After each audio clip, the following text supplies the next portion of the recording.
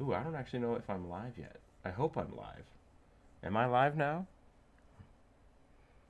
Nope, not yet. Did it start with the cold open of me opening a drink, or did it start with me just talking randomly?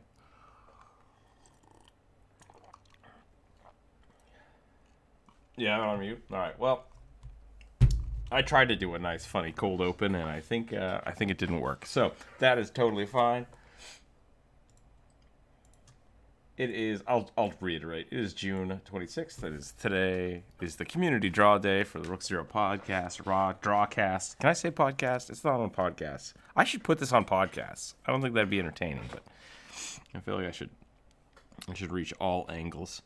Welcome, Jonas. Welcome, Drow. Thanks for hanging out this early in the AM for me, and I assume late for some of you. So 5 o'clock.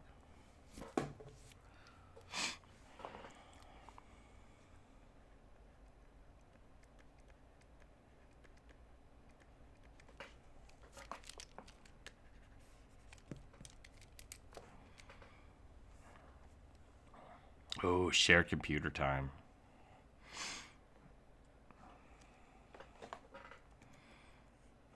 Gotcha. That's a bummer.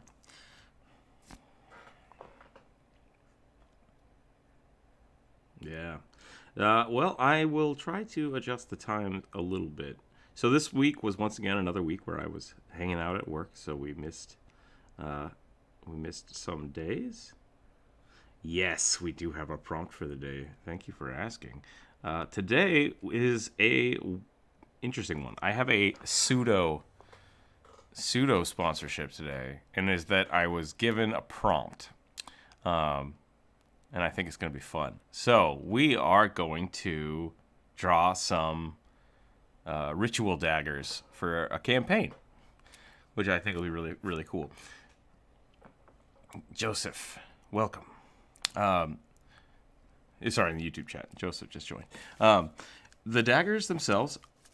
Oh yeah, Jonas's whole family's here now. Apparently, no. So the daggers are supposed to be elemental based, but also like the elements of different elements of magic. I think schools of magic.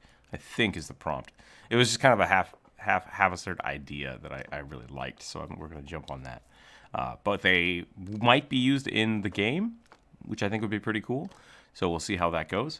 But so we need a dagger of, I think, like a necromancy dagger, like a evocation dagger. Um, yeah. So.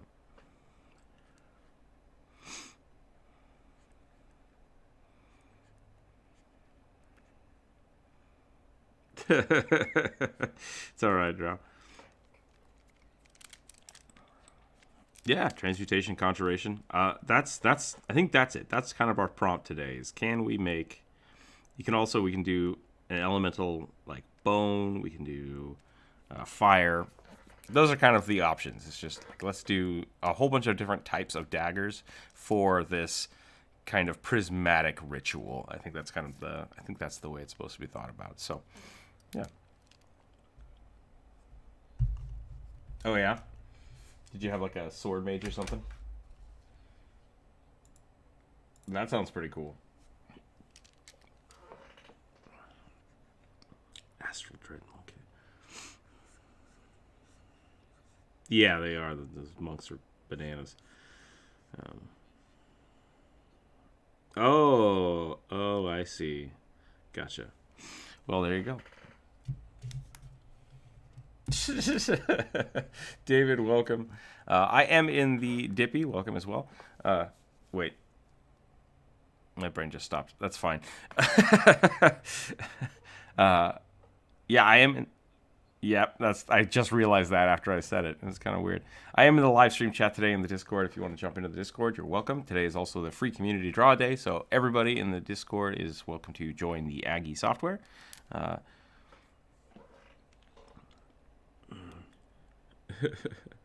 so that's where we're at today, and yeah, it's sad, isn't it? It's sad. It's like friends, come join us in the excitement that is drawing. I have a cat trying to get in the house. Hold on 1 second.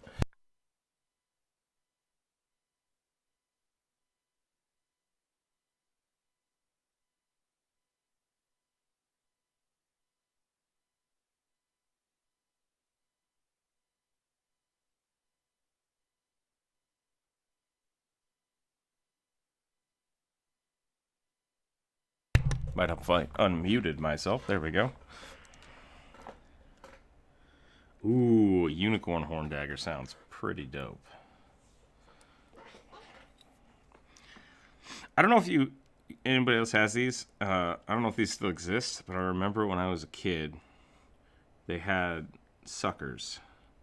It was a stick, and then it was just like, it looked like a marshmallow swirl. It's just a hard sucker. But that's what that reminds me of. Yeah, a sucker is like a hard candy, lollipop. That works too. Yeah. Unicorn horn. Gotcha.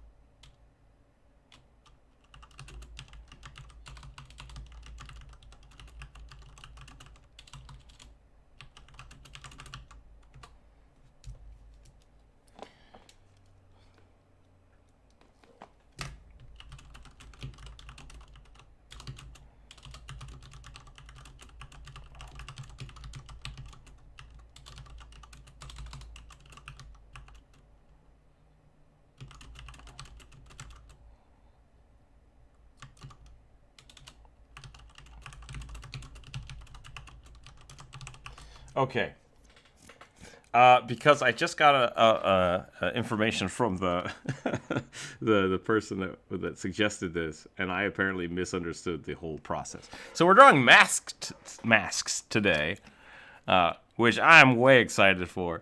The masks are supposed to represent the 5 different things, which is, or no, hold on. I'm going to this series. It's a series of 5 items. The mask is just the center of it. Okay, so we're drawing a dagger, a mask, a bowl, and a totem, and a staff, and a book. Okay, so the mask is one thing. The dagger is another thing. But I think they're okay to keep the same idea. So it looks like this is for a group of were creatures of all different types. So yeah, so I think we just have our prompts expanded. So I think necromancy is one of them. I'm not sure if we need all the different variations, but the things we can draw today are daggers, masks, totem,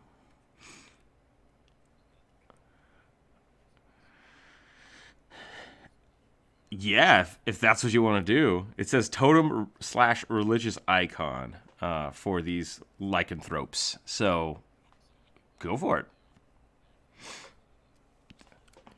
Yeah, do it. Bear totem sounds awesome. A staff or a book. So those are our options. I think we can hit all those today. I luckily got some more time off today, so the stream is probably going to go a little long. And let's just use those prompts and make some cool stuff. Throw it in the chat.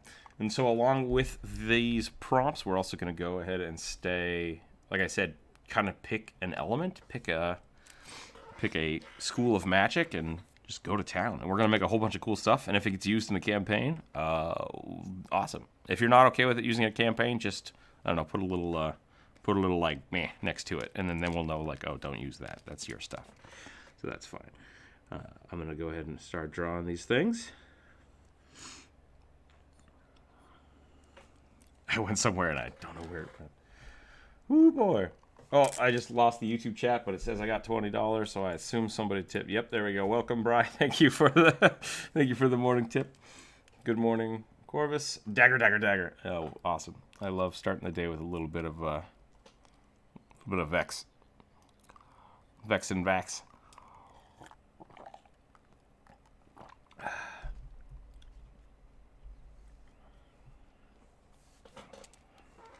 Yeah.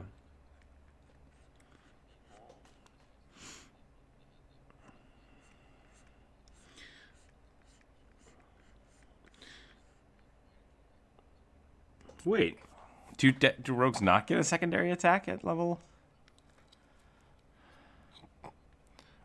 Oh, with your bonus action. Okay, no, that's what I thought. I assume that's what I thought. So,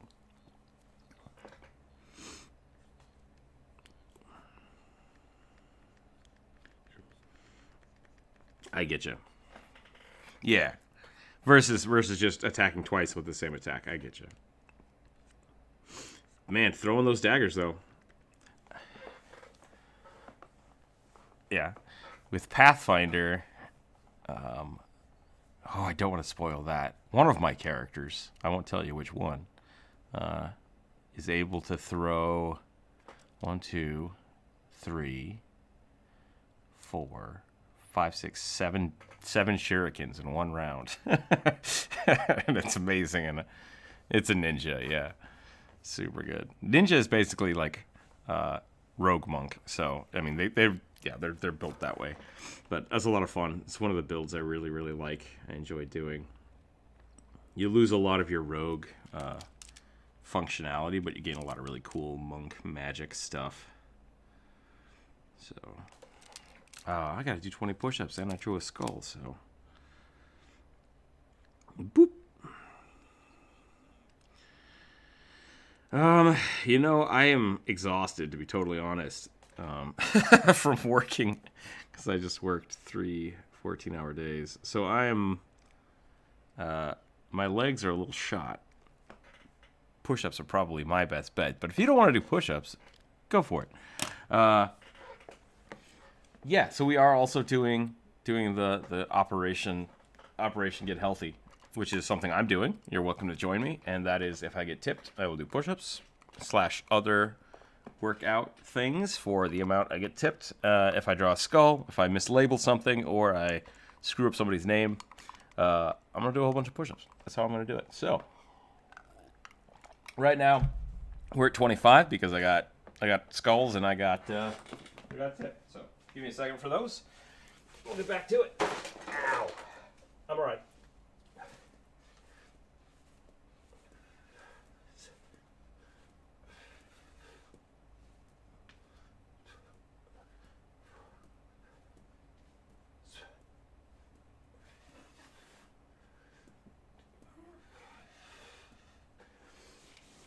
Okay, that was super weird. I've never had my hip pop while doing push-ups, so that's a new one.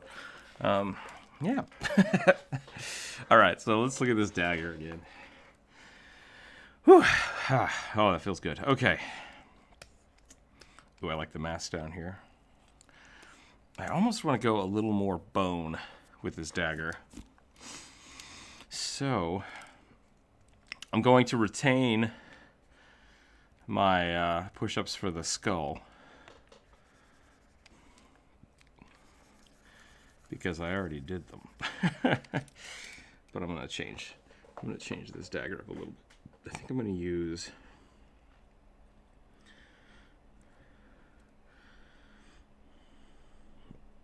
a different kind of skull here, since they're supposed to be wercanthropes.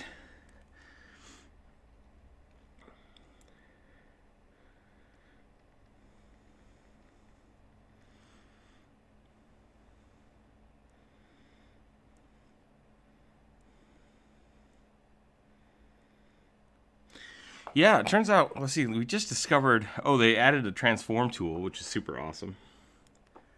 So I'm super excited about that.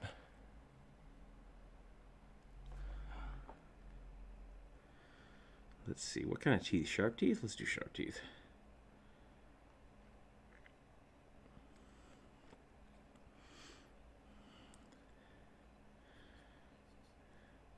Oh, I love masks. I'm really excited to do the masks. I'm not sure. I think they're all supposed to be. I don't know if they're all supposed to be necromancy. Like, I don't know if all the whole sets match each other. So it's like a whole set of each type, or if each different item has a different element. Yeah, like a necromancy dagger, or it goes with a necromancy mask, or they should all be different. I'm not sure. Oh yeah, look at that. Look at that curve. That's super wicked. I'll dig this.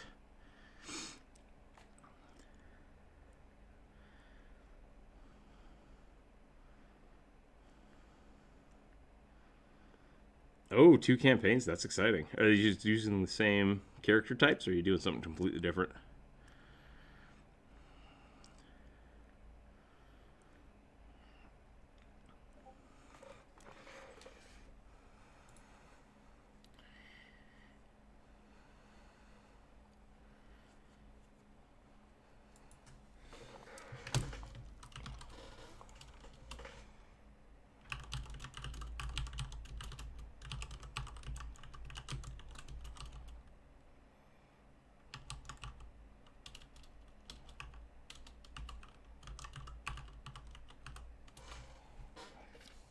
Bartender barkeep. Were sharks. Nice.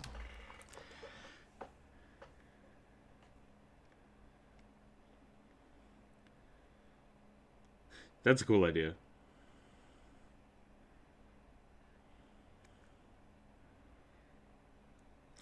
Hold on a second. You have an elven barbarian bartender. Is that what you're telling me? Nice. That's pretty funny. Okay, that's a cool idea. I like that. So you have the bartender that decides to become an adventurer. That's really fun. I really like characters that are based off of like previous professions. And while I would say barbarian could be a lot of fun for that, I think that's a really good call. Yeah, just start hitting people with tankards and stuff. Just like he's just a general bar brawler. I would almost say you should do a fighter, just because like the barbarians kind of have that chaotic rage versus a bartender who might have to have more rules of like don't break anything, but I'm gonna learn how to fight you and throw you out of my bar.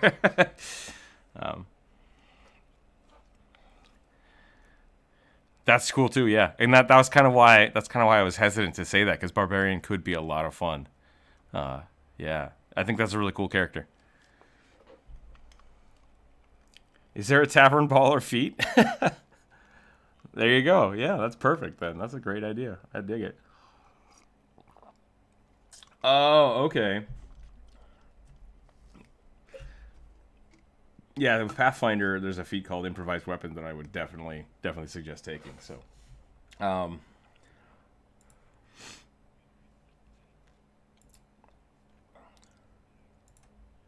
back. Oh boy. Oh boy.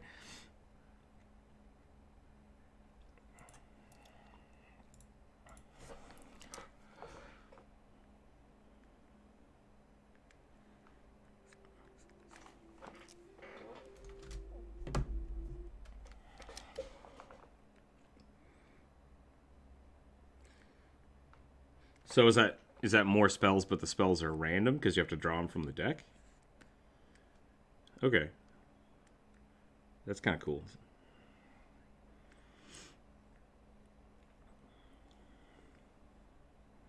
Oh, interesting. Okay, that's kind of a cool idea. So you have extra spells, but as a warlock, you don't get to pick which ones they are because they come from the deck. That's pretty sweet. That's a cool character idea too. All right, so I've gotten some clarification here. So each of these items should be necromancy, and uh, based around like shifting or lycanthropy of some kind. Keep drawing what you're drawing. You do what you want to do. That's your jam. That's the whole point of this, is that a whole bunch of people are going to draw the same concepts and do it the way you want to do it. Corvus asks, what type of creature are they? I think there are a couple different kinds of creatures. Because it's supposed to be like a small village, I believe. I think it's a small village of people, and they all have these ritual shifting things going on. So,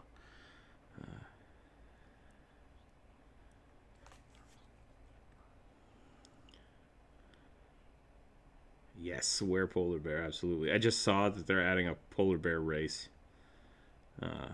which I wonder if I should. I wonder if I should revisit the polar bear video.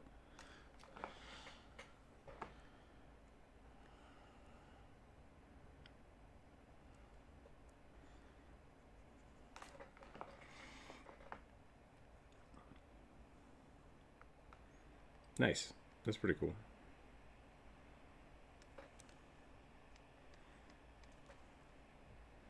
Death Cleric Polar Bear? That sounds pretty dope. Yeah.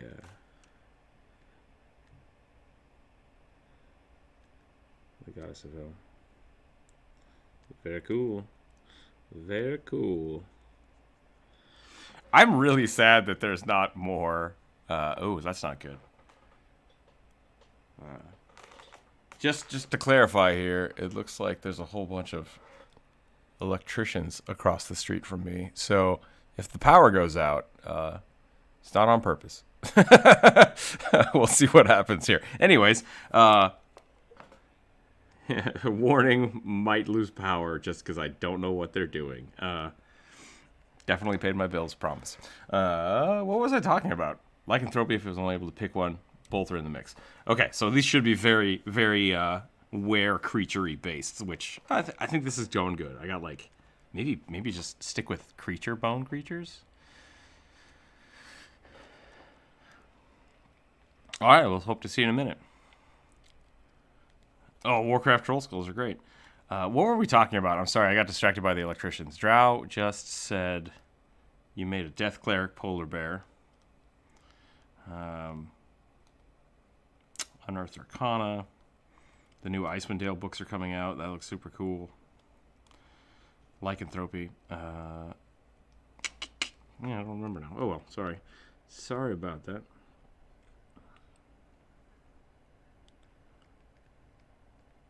Yeah.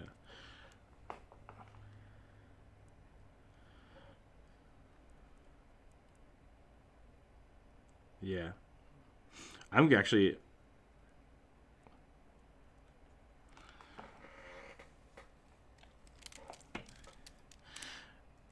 about the Dritz books, because I was thinking about buying them.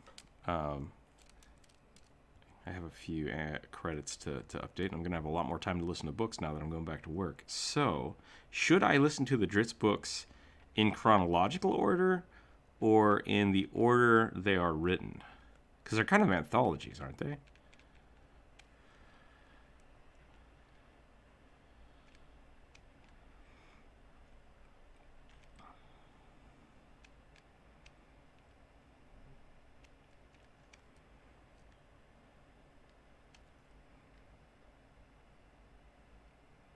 Okay, so there's it's a few series of books.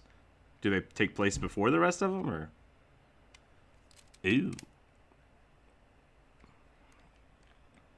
No. I'm sorry. What you're telling me to listen to is that 30 books, or is the whole series 30 books?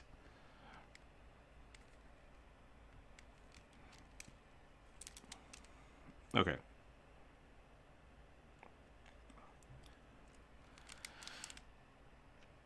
So, like, I think Homeland, is that the first? I think that's the first book that they suggest you buy on Amazon. They're like, that's book 1, is Homeland.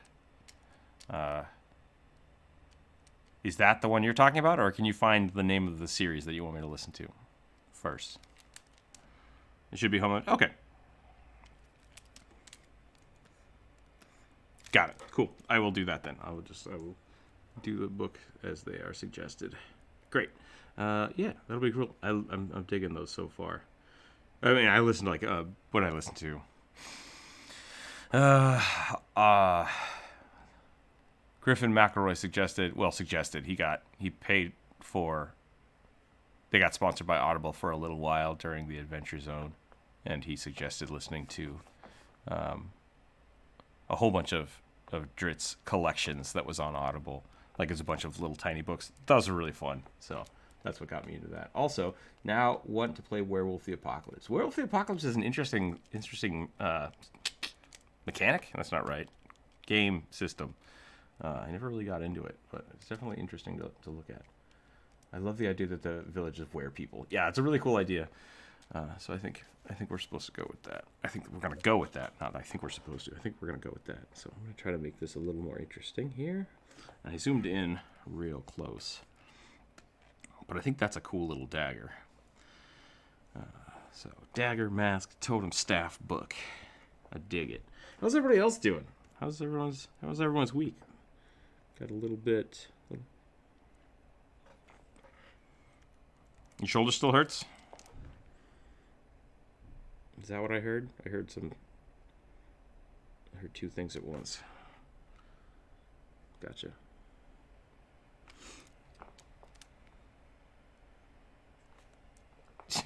Too many tabs. Looks like we got some more people in here. That's good. That is fantastic. Welcome everybody to the video, the Drawcast. There we go. I can say Drawcast. Oh, now the electricians are leaving. What? No, they're not. They're just in my driveway. That's cool.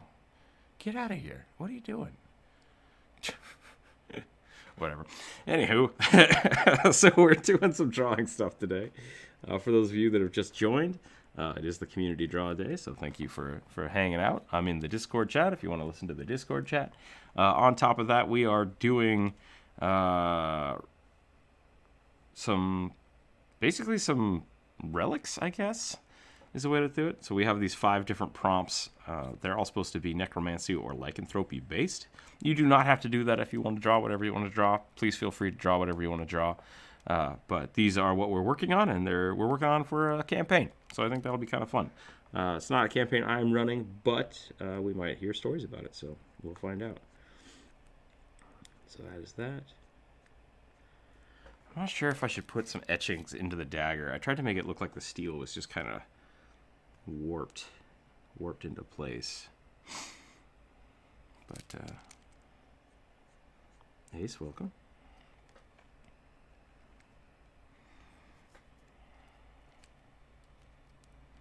Oh yeah. Yeah, I wonder if there's a better way to do that. There is a secondary program that Not was suggesting, but I think you have to download it. And I think it's free, but like having to download something just feels more like a little too much to ask of people. Like, hey, download this random thing on your computer. I don't like that idea. So I think unfortunately we're stuck with this at the moment. Good. Okay. If it does freak out, I have noticed that hitting F5 or zooming in so you don't see everything loading all at once has helped. You already zoomed in? Okay. I wonder if I can adjust the settings at all. Nope. Cancel. Spoiler alert, this drawing today is entitled New Drawing, so because it is new, and I did not label it. So there we go. All right, but we got some claws on here. We got some skulls. I dig it. I think this is going real good. They were making Werewolves the Apocalypse video game like the Vampires of the Masquerade. I didn't know that. I didn't know they were making a game. That'll be kind of cool. I'm super excited for the Icewind Dale book. I think that's going to be pretty great. I'm looking at getting into D&D Beyond. I think I'm just going to get the subscription. But I was looking at the Icewind Dale book, and I'm like, oh, it's only $30. And I'm like, wait a minute. This is on D&D Beyond. This is a digital version of the book. I don't know if I want that. Yeah, exactly. I was like, I could just get the real book for like $50 and then be done with it.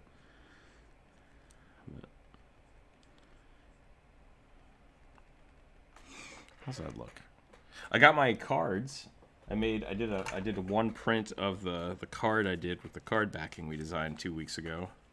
I think I used the wrong format because I was designing a tarot card, and then I printed them on a deck of cards. So they're a little squished, smooshed. And also, I'm not happy with them. So, we might revisit the card next week and design an actual 1/4 playing card deck. And then we might go from there. That would be true. Werewolf the Apocalypse game, like Vampire, never got any real footing going. And there is I believe, people that keep playing the game to this day. Yeah, I know a few people that still play Vampire, the Masquerade at least. Well, I say a few people. One of my friends plays it with her friends. I know she does, and therefore the people she plays with are the people I know. So it's one game. I know one game that exists, but that's it. So. Okay, I think that's looking pretty good. I think since I put the hashes there, that's better. This, I think, needs to be a little wider.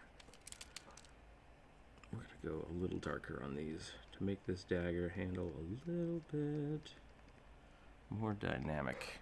That's better. That's definitely better.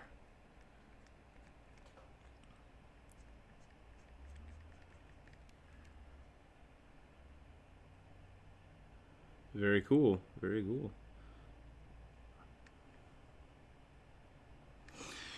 What was I saying with? One of my friends just got into DMing. He's having a lot of fun doing it, and we played a game last week, and the character I was playing was kind of... It's weird the way I play games versus the way he plays games. So he was very much expecting something a little different, and my character is kind of like very grumpy. I'm going to say my character's grumpy a lot.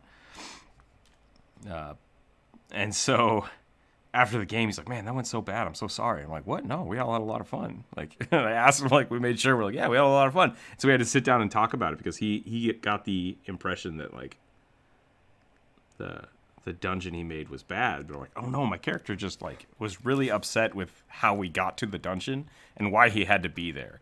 I wasn't. I was having a blast, but, like, yeah. So that was interesting that he kind of wasn't used to the idea that the players and the characters are different, which is weird because he's a really good role player. Like, when he starts playing, he gets into character really well. But as a DM, he just wasn't expecting it, and it was an interesting phenomena.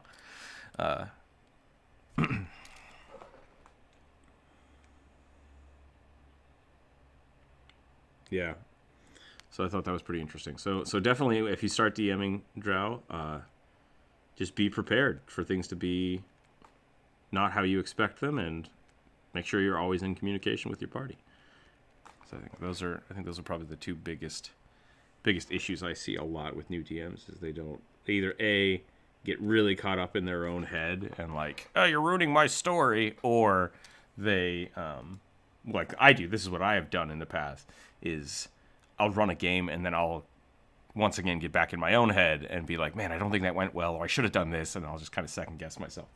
So definitely good to talk to your players and constantly get feedback. And I usually do after every game. I'm like, okay, like that was great, good job. Everybody okay? Like anything happened weird that you didn't expect? Like let's have a little like 10-minute post-game breakdown.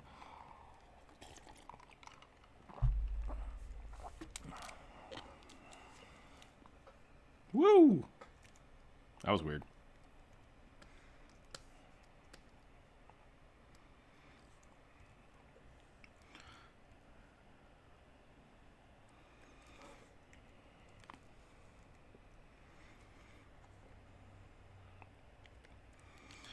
What is going on here?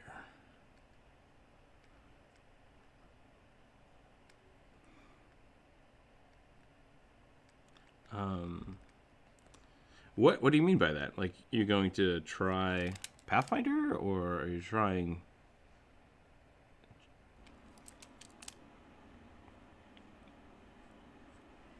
Oh, okay.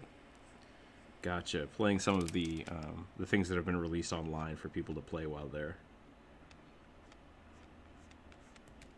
We started Phandelver, the Mines of Phandelver, and we veered away from it very fast. It's just, I think that's just kind of how all my games go.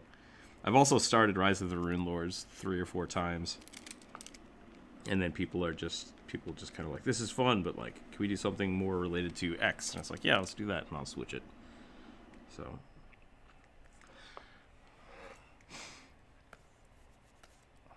Okay, I think that's good.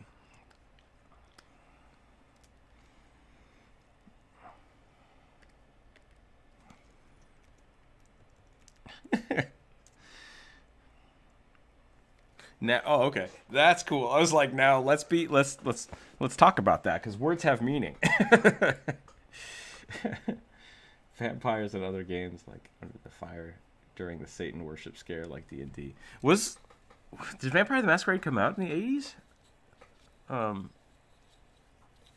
Because I thought that was the big demon push was 80s and 90s.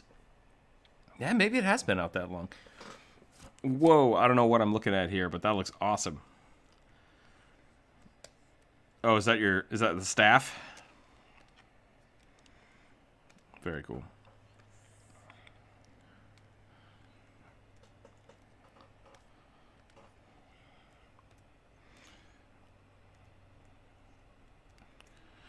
Okay, paste in place.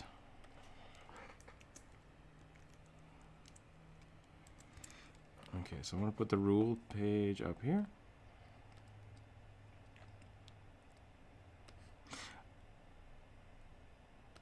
There we go. Yeah, it's a little shaky. I might have to drop the quality here next time. All right, masks. Oh, I mean, I love drawing masks. We're going to do it.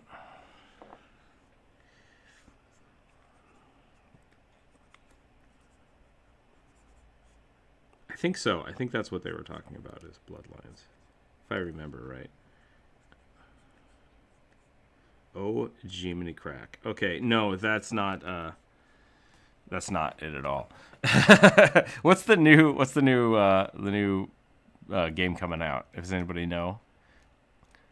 I didn't realize Bloodlines actually came out. That's bananas.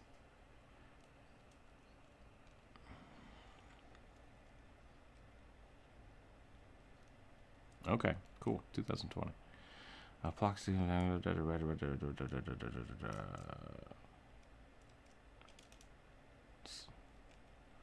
Founded in 1991. Okay.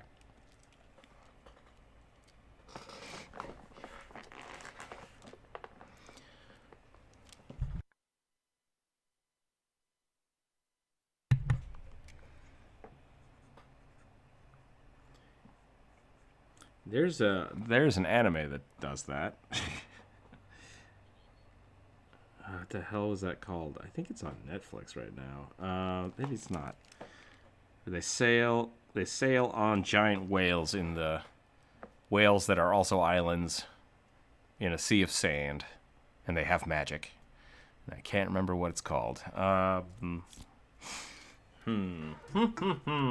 take a look at this. Does anybody know what the hell I'm talking about?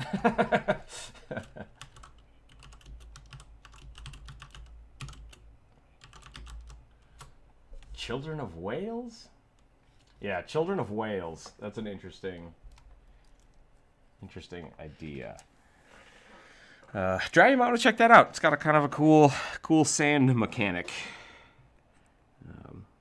which still drives me crazy.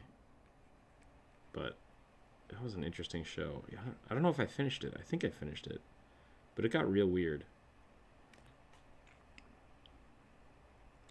It got real weird on me. Yeah, that's fair. It was an anime, so they kind of had their own jams. Yes, Rook, I do. Okay, good. Good. I'm not the only person that knows this.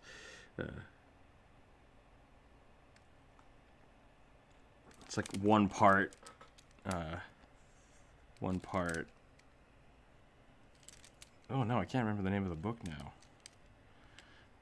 What's the book about the kids that get trapped on an island and become a society and kill each other? Lord of the Flies. There we go. I almost said Animal Farm, and I'm like, that is not the same book. That is not the same book at all.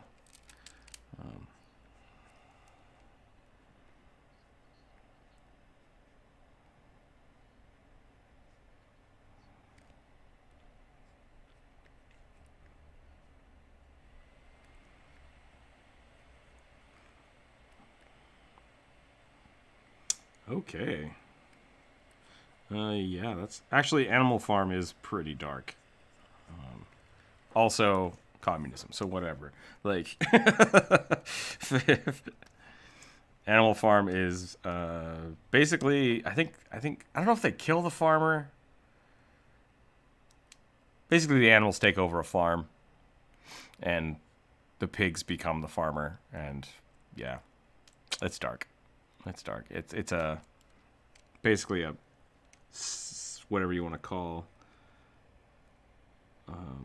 allegory to communism, and how basically doesn't matter who's in charge, just the rulers are always corrupt. And yeah.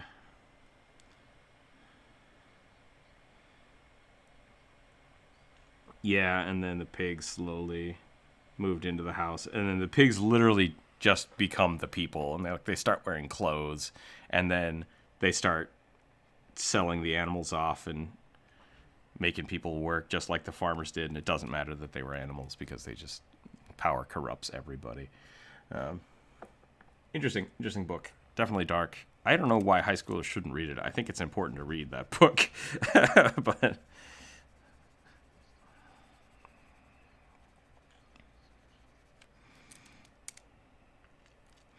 Okay, so this...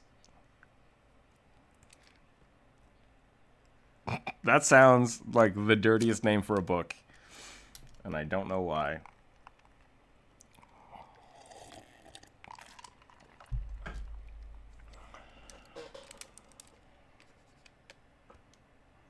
Okay, yep, that sounds about right. All right, so I like this idea. I'm going to change the topic before this gets too weird.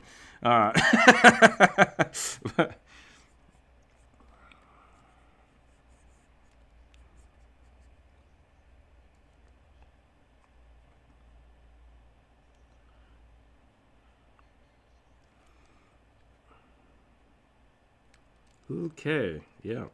Yeah, we're good. We're going to change the subject on that real fast. Your teachers were weird. That's all I'm going to say. And then, so, yeah, I'm going to change this mask. I'm going to make it a little more mask-like and a little less skull-like.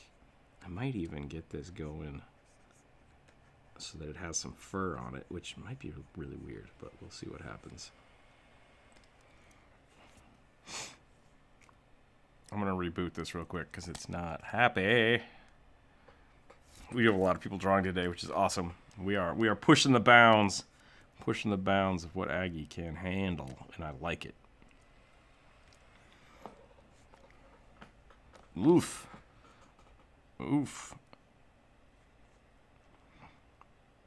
Should I readjust? I can make it smaller, and we just all have to draw smaller, and that might help. So let's take a pause real quick. Let me adjust these settings.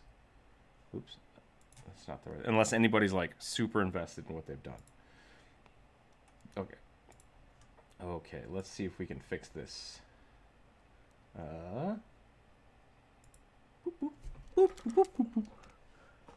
Draw settings. Let's see. I cannot adjust it halfway through, so I will send everybody a new link here. Drawing. Let's go new.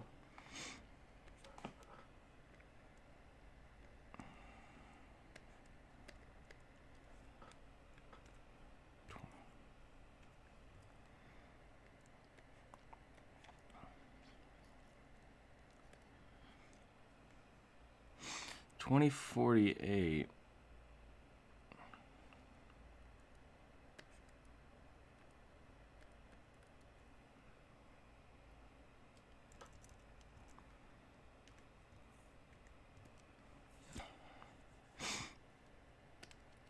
Okay, I'm going to invite everybody to the new drawing. Oh, I need to name it. Test 2. Create. And then I'll send everybody a new link. Actually, could someone post a link to this? Because I can't really open Discord right now. Oh, wait, yes, I can. I can do that. Hold on. Because I'm smart, and I got a Be Right Back page so I can open Discord. That's the new link.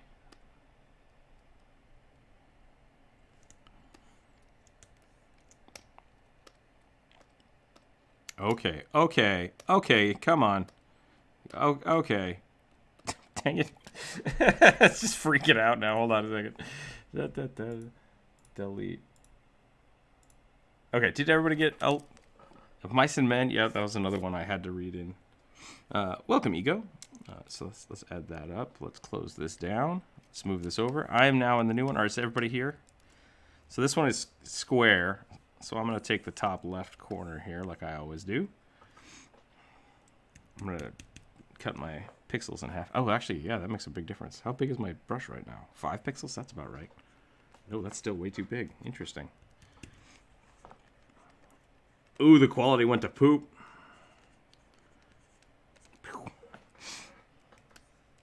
Oh, I drew that so small, though. That'll be fine. Yeah, that'll be fine. Thank you. Thank you for reminding me. We're back at it. Here we go. Okay.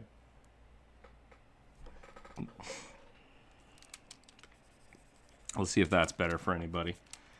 If not, we'll just go back to the other one.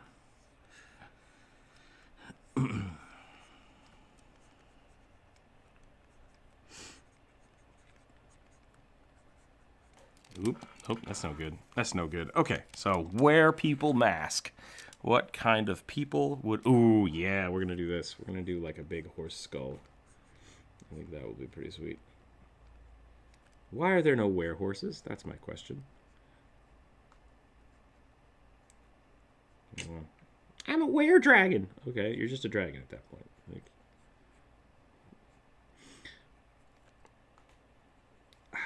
So I've gotten... Just this week alone, I've gotten like 3 suggestions for half dragons. I think I might have to do a half dragon video. Yep. That's why you shouldn't play half dragons. Just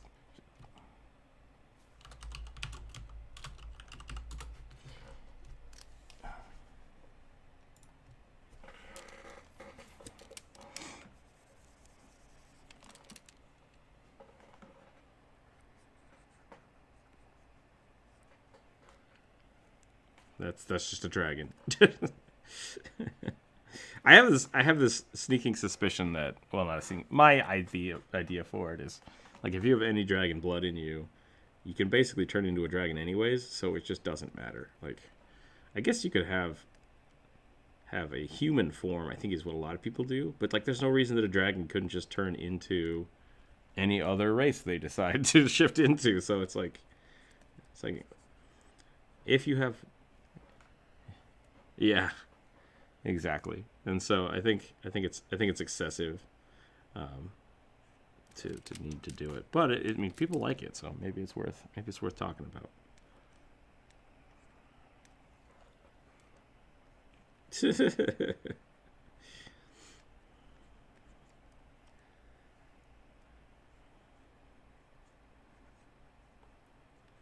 Shifter. I mean, yeah, that's what like. I think it's legit. I think it's absolutely a legit character to be a dragon that shifts into stuff. And then the Pathfinder with Pathfinder.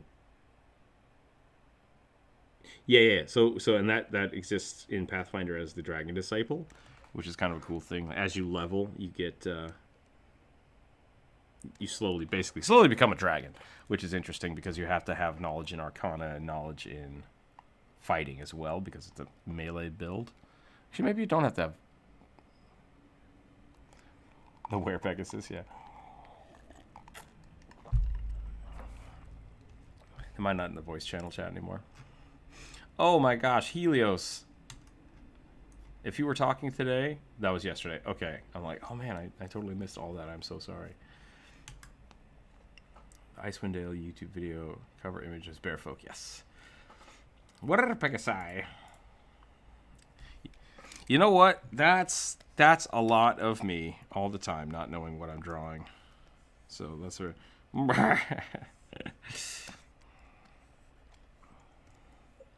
What have I done? Let's see if I can put this somewhere. It does. It looks kind of like a... I don't know what that is.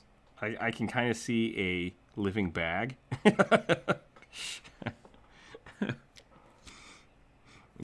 demon bag.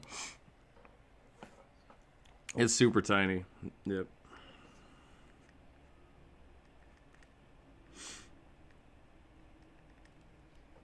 Were badgers, I think, is a legit thing.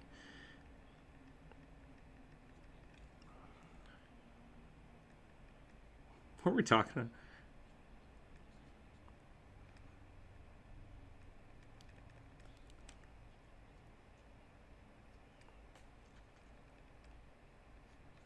Because you're boring. Yeah, humans aren't boring. Players are boring.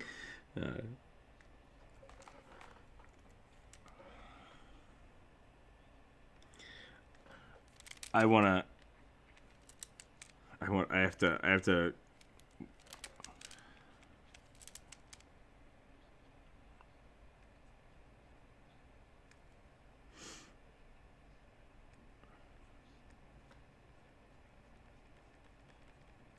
Yeah, it's easy to play.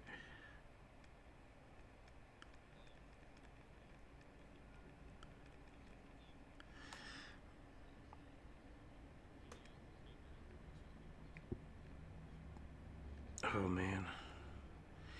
When I was I was Yeah, I just lost my voice there for a second. That was weird. Let me try to talk through nothing, apparently. When I was younger, I was very short. I was always the shortest kid in my class, and so whenever anybody ever wanted to play like D&D or something, I was like, yeah, I'm gonna be a halfling because that's gonna be awesome. That'll show them. I made this nose way too long, and that's not how teeth work. So let's see if I can salvage this. You know, I might just not have the teeth. I think that might be the thing. Just break it off here. Yeah, no, I really dig. I really dig playing things that aren't kind of in the norm, but I definitely get why people are, like, fall back to things they're comfortable with. I think that's totally legit.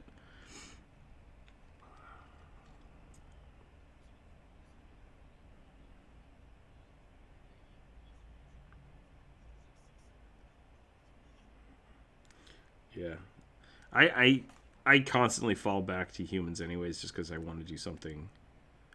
Really, the bonus feat is the reason I take a lot of humans, because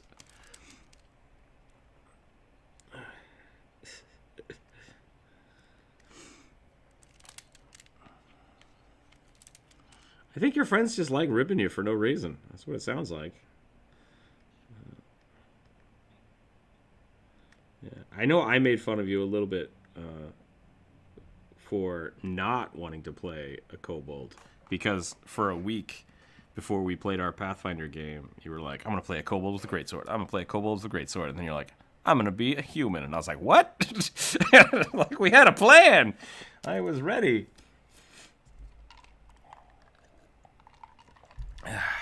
I'm glad you played. Guff. Yeah. Oh, yeah, I know. You're supposed to play trolls. If you're not sure who to play in Warcraft, play trolls. Trolls are great. Alrighty, let's do this. I want to make this a little wider. I'm thinking about it.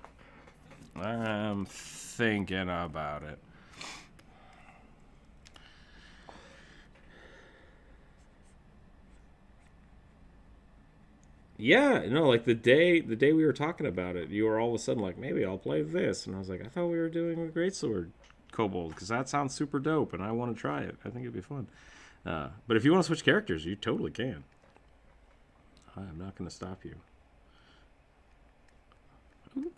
Welcome to the live stream. Oh, we also have Mr. Apples in here. Sierra just joined. Ace, Dippy, Jonas. I think we got everybody in there. Bombastus the Gnome. Is that... That's Corvus? Okay. Welcome. Yeah.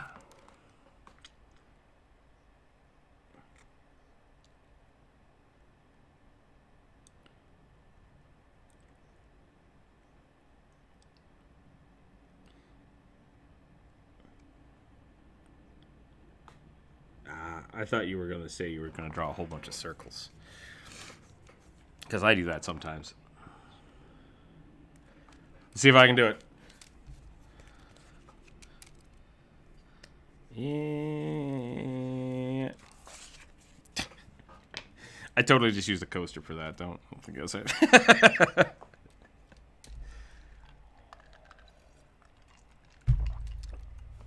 Do it.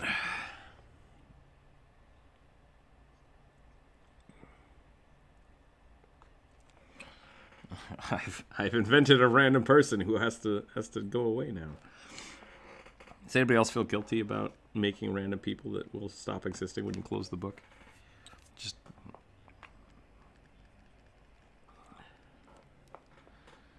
I think you draw monsters and stuff, which is totally cool.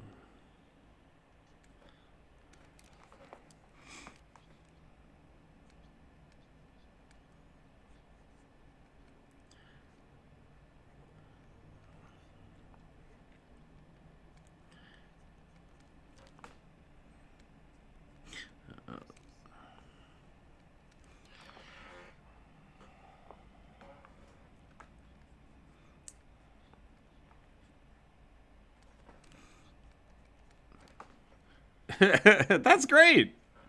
That's a great picture. It's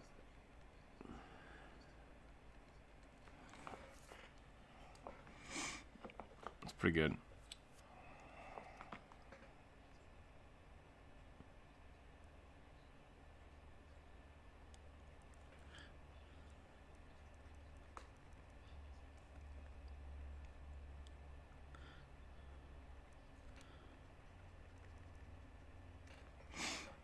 Those are great. Those are really cool. Oh, I have it. The man who smoked. The man who smoked snakish.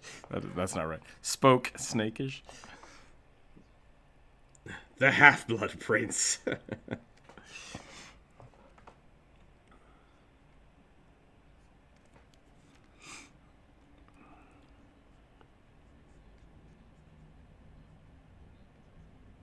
Okay, that sounds bananas.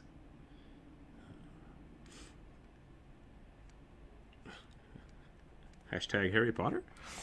Yeah, Voldemort. Excuse me. Okay, so we're going to put...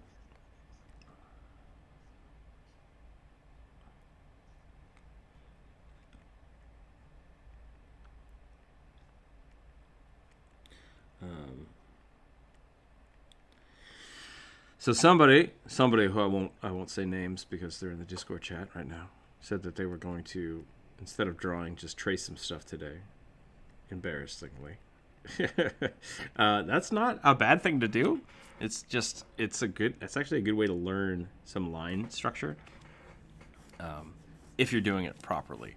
So if all you're doing is just straight up tracing a picture, then you're just being a photocopier. But if you're finding your own lines while tracing a picture, that's actually really helpful for your art because you're learning muscle memory for those lines. What you don't want to do is, after doing that, post it on Instagram and be like, look at this thing that I made completely for myself. Yeah, tracing your own art is great. It's the same thing. Trying to learn line strokes through that way is not bad. I think, yeah, do it. Absolutely. So once again, like, tracing is not a bad... light tables exist because tracing used to be how you copy and pasted and how you did those kind of things. So that's not bad. It's just it becomes bad when people think that is how art is done, is you just copy someone else's stuff. If you go out and take your own photos, you can just copy the crap out of those. You can trace those one-to-one because it's your art. That's absolutely legit way to do things, and yeah. So don't think tracing is bad. Know that tracing can be very bad, depending on how you're doing your art. So just be careful and be honest about it. If you are embarrassed because you're like, oh, I don't want to let people know that I traced this, you might be doing something wrong. Does that make sense? If you can above board just say like oh yeah, no, I used this photo reference, or I used my own photo, or I basically drew my face from a photo that I took, it's not bad. But if you're using someone else's art, be honest about it. And if you feel like you're doing something wrong, you're probably doing something wrong. So, yeah. Yep. Do I want one horn, or do I need to draw 2 horns? Also, maybe this is the wrong kind of horn. Yeah, we can just break one. That'd be a good idea. Let's do that. Just leave like the nubbin right here.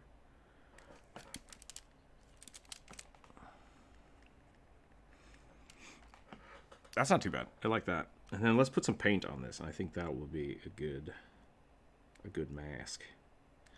Actually, you know what? I want a little more teeth on here. A little more teeth on here. Let's do like right here. Get some dangly bobs.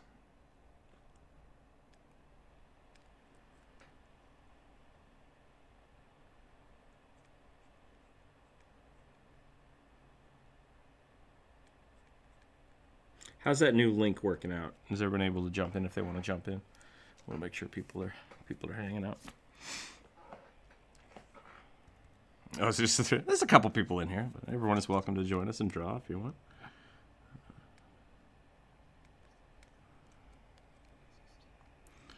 Which is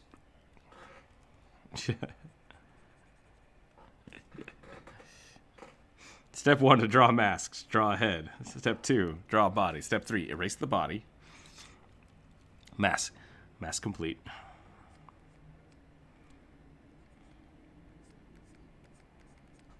Cry, is that what you said? Step 4 is cry.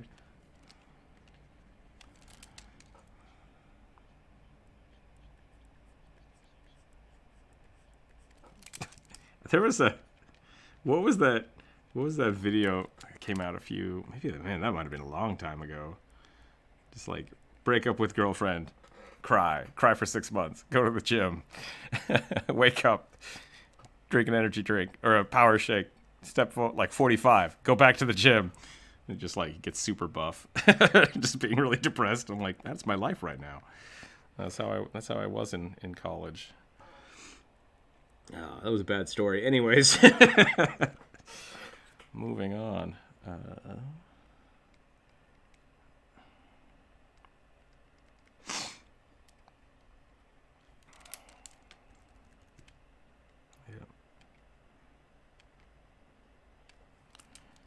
I want to find that. That's a really... No, I don't need to find that. That's a good... I might want to watch it later because it was memorable to me. I like this skull thing I'm doing. I like that. Those are both great. Those are really cool. I don't know if I like this horn. I don't think I like this weird antler. I think I'm going to change it.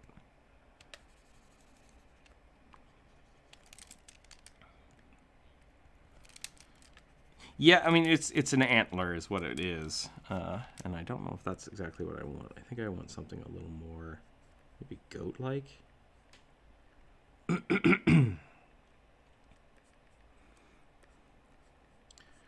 a big fan of the curly horns here. I think that looks much cooler.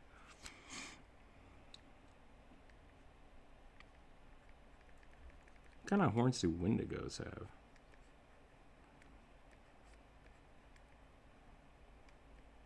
Mine or yours?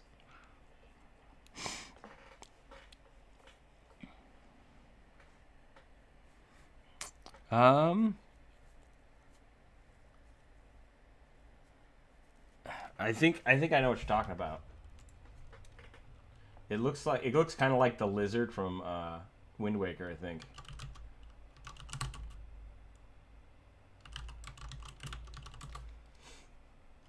Nope, that's not right.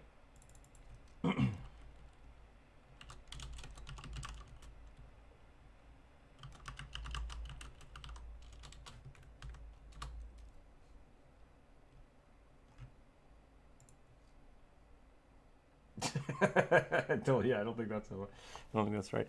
It actually, so what it reminds me of is the Liz Foes from Breath of the Wild. They've got kind of that weird shape to them. But it has a very Breath of the Wild feel to me, even because of the like the Guardian technology. That's what I thought of initially, but I was like, I thought there was like a big boss that looked like a lizard, so maybe it was just the Lisfos mixed in with that. Ooh, dang, those are wicked. Yeah, let's do that. Yeah, seriously. We'll do that, and then this will go back like that.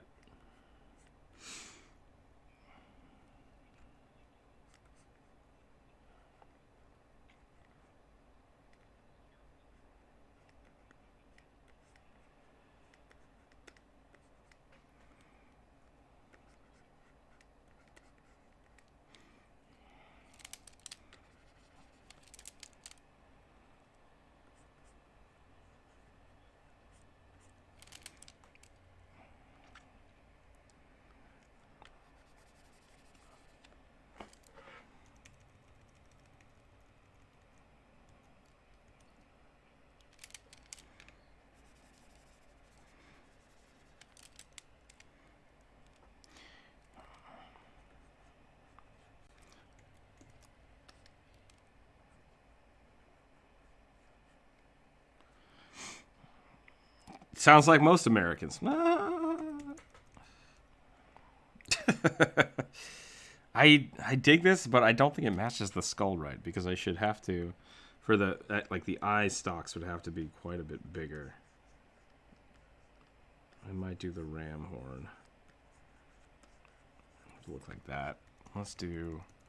But I like the. I might just do it swoopier horns. I might just do something like this. That looks pretty dope. Hey, those are the same things. That's fine.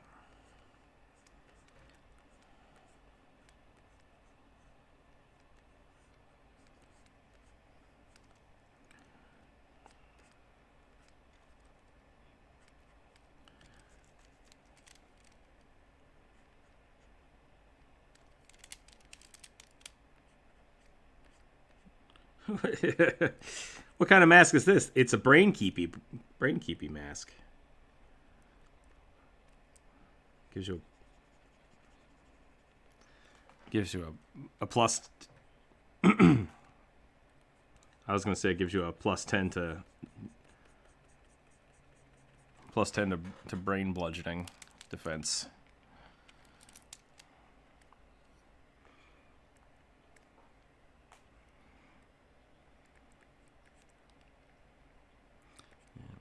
I think that's how the Pathfinder video games look at helmets. I think most of it is because like in D&D there's no helmets. It's like you just have a set of armor that may or may not have a helmet on it.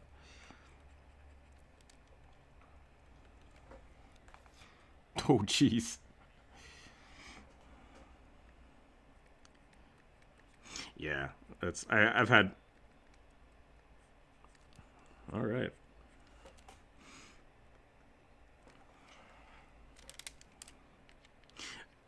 Well, so that's what I'm saying. Like a lot of the time, they've removed. You can go back to a playset that uses different pieces of armor, like piecemeal.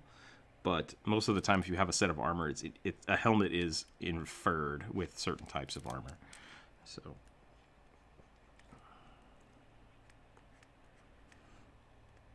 Yeah.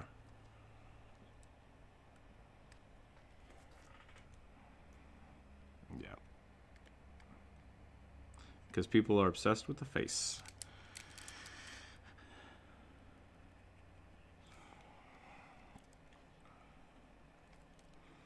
I'd just like to point out that Rook has a very nice mask. Most of my characters have masks. Oh, yeah. That's funny.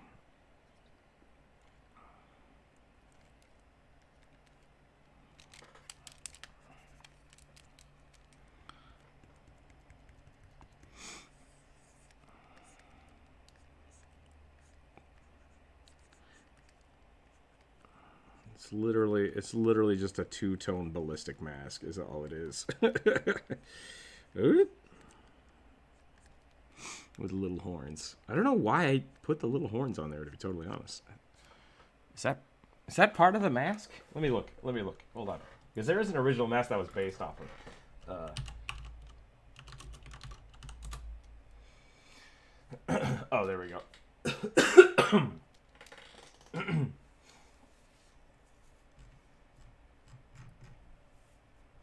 They'll never know.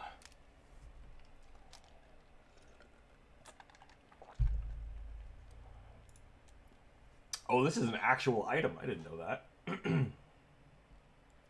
This reversible silken mask is flat white on one side and swirling mass of colors on the other. When worn on the white side out, it allows the wearer to detect magic once per day. When worn with the black side out, it allows wearers to read magic once per day. If Nathan is your patron, you can use the black side of the mask to cast Magic Missile at 3rd level. Otherwise, you can use the white side of the mask to cast Disguise Self once per day. Cool. Yeah, super good. Super good item.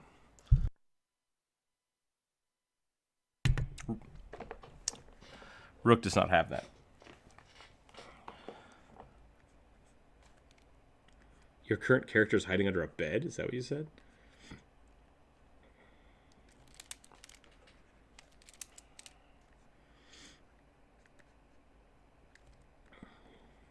Alrighty.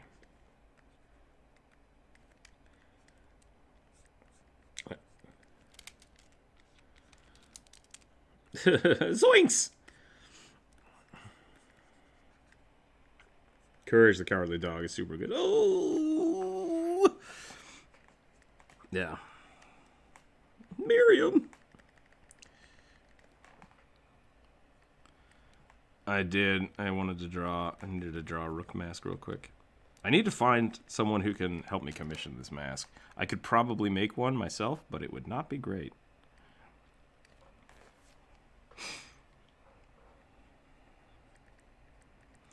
Yeah, I bet there is. I was probably trying to make it out of something light. Oh yeah, I forgot. we have a Potter in here.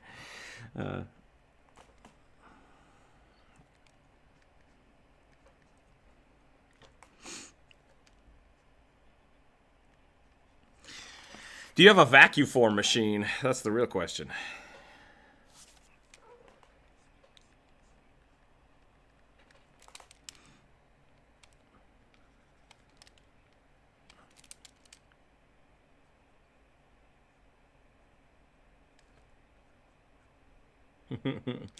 So,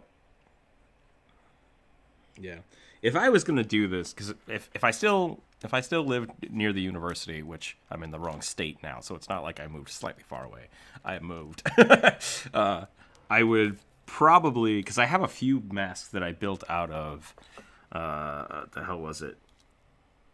It's fireproof aquarium putty. That stuff's really fun. So I built some foam masks. I covered them with that, and then I sculpted them after the fact. So like I made a base layer, and then I sculpted into them.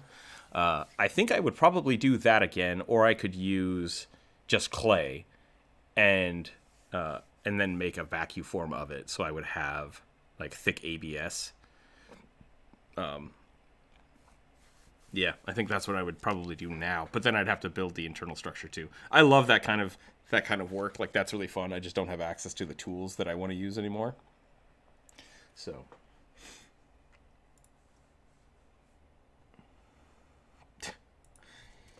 Yep. Yeah, we actually I didn't build it, but we used those plans to build one for the sculpture lab at the university.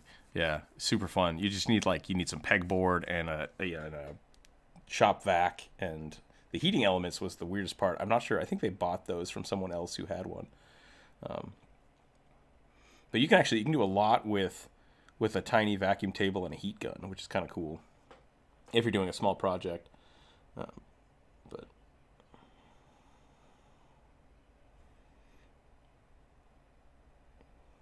yeah, those work really well. I have one of those. But so that's kind of my plan. Like, I might make my own mask someday, but I think I'd want something a little more substantial. And now I've been thinking about that, like, oh, I really want to go to conventions, and it's like, do I buy a mask? Do I just go there like a normal person? I don't know what to do. Okay, I gotta get back to the skull. I've just drawn too much Rook mask. Yeah.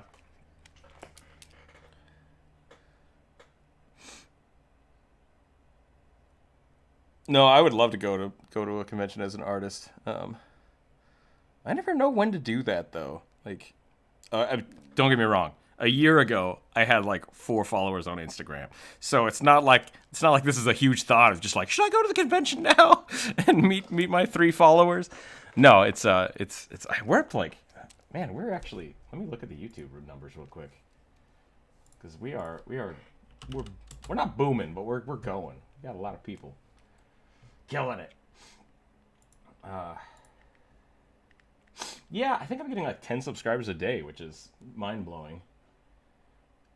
Yeah, we're at 3,100, which is awesome. And so my mind is like, is that enough for me to go sell art? I don't know.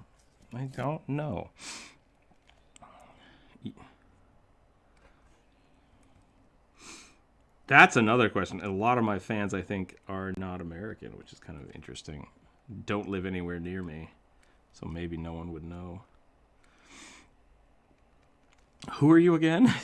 I'm Rookzer0. I have the mask. They're like, get out of here. Get out of here, kid. I'm like, I don't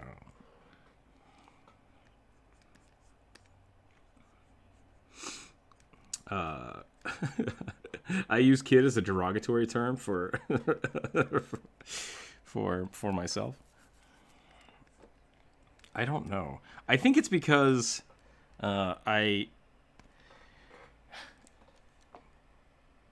was the youngest child, and I was the youngest of all my friends, and it was always funny to me because everybody's siblings, it's like all my friends' siblings who were older than me as well, would always just be like, get out of here, kid. And you're like, okay. And so like that was always the burn, is like we didn't have to yell or like curse at each other. It was just like, yeah, kid, all right. And it just feels really, really aggressively insulting to call someone a child. It's just like, So, yeah. Also at the university, it's really funny because freshmen will still do that. Like, I kind of do it ironically because I'm obviously not a kid, but people will do that. Like in freshmen in college will say like, well, that kid over there. I'm like, that kid over there is 19. Like, what the hell are you talking about? Yeah. Like that kid over there that's drinking the beer. Yes. What about them? So it's one of those funny things that like through my childhood people said all the time, and then now it's funny to me when people do that. If you feel like you are still a kid and I've insulted you, I am sorry. You probably shouldn't be on YouTube right now. Get out of here. Go better yourself and practice your art, and then we can talk about it when you are old enough to have a YouTube account. And drink a beer. Yeah. No, that's fine.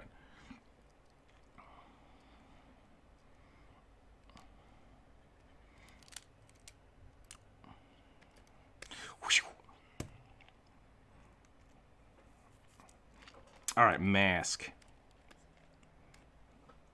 I'm going to put a cool little, like, let's do, I'm going to do something a little off the cuff here.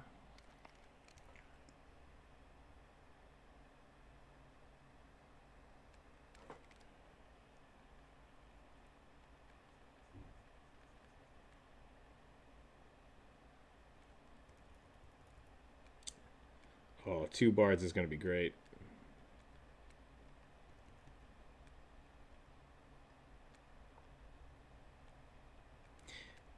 So, that's funny. Yeah, if you have 2 bards in your party.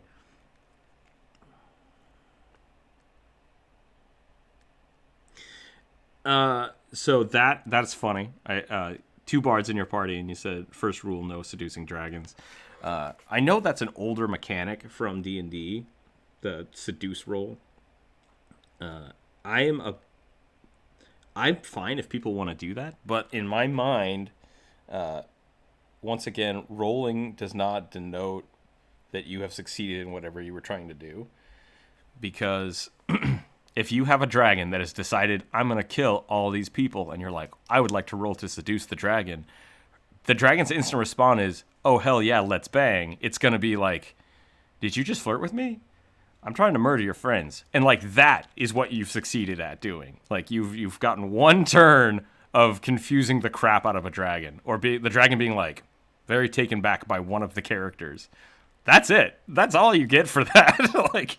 like, you threw a really good line out, and the dragon hesitated for a turn, and then remembered, oh, yeah, I'm going to kill all these people. Where chicken's beautiful. See, I think that's... How many times... Maybe this is just not my jam, but never in my existence has one really good pickup line gotten somebody to marry them. Just like, hello, random stranger. You got pretty face. Let's get married. It's like, that's not how that works.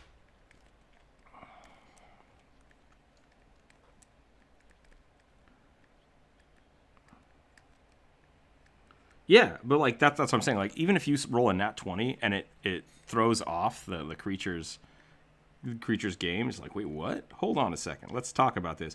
Like, I think the seduction roll should be able to de-escalate combat or start a conversation, but that doesn't, like, there's way too many rolls that always get overlooked because, like, oh, you rolled nat 20. Okay, I guess it just worked. It's like, no.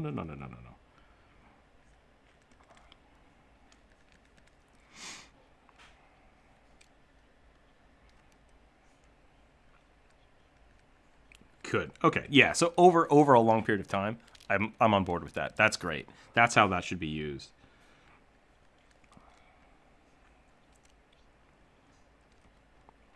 Yeah. I've had a few people play that way, and it drives me up the wall. So if you wanna roll some kind of seduction in my games, I'm totally for it. But it's not gonna be, I think I said this before. Like someone trying to seduce a barmaid, like depending on the barmaid. She might tell you when she works next, so you can come back and say hi again. Like that's the best you could go, like the best outcome you could get, depending on some of them.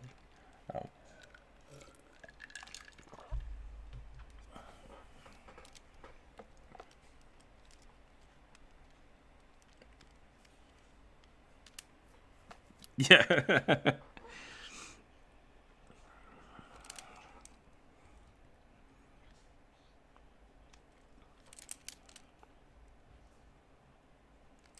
Yeah. So that's...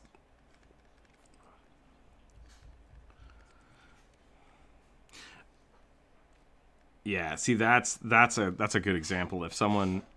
I think the real problem comes down to DMs basically not having their characters fleshed out at all.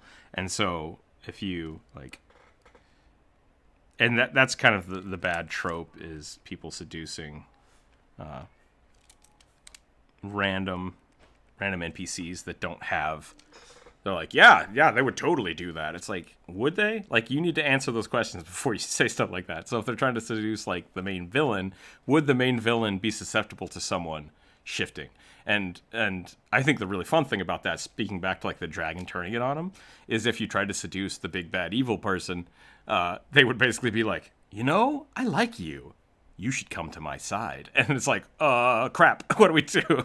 And it's like, yes, ditch your friends, come with me, we're going to take over the world. And it's like, oh, I've got unwanted attention now. This isn't great.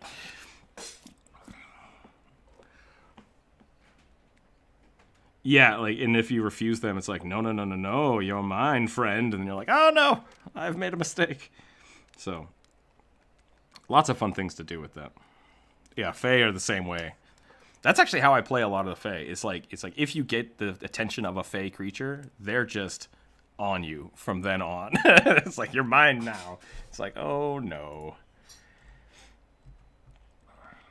Yeah. You need to sign this contract. That is a great way to become a warlock. I think there should be more Fae warlocks. I like to draw. Nice. Thank you. Thank you, I like to draw.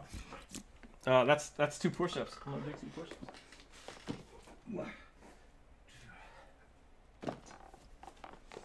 Hell yeah.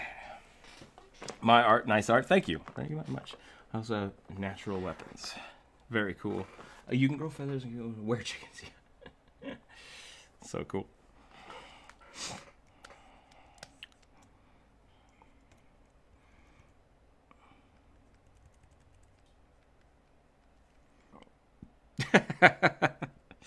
Dang it, I gotta do 2 more now. I'll do that real quick.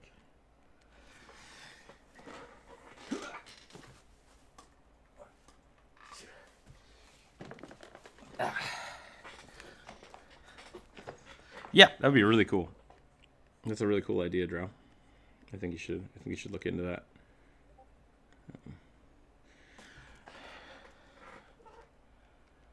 Yeah, I haven't had a problem with that really in the past. I had a friend try to do like a Christian Crusader once that was kind of awkward.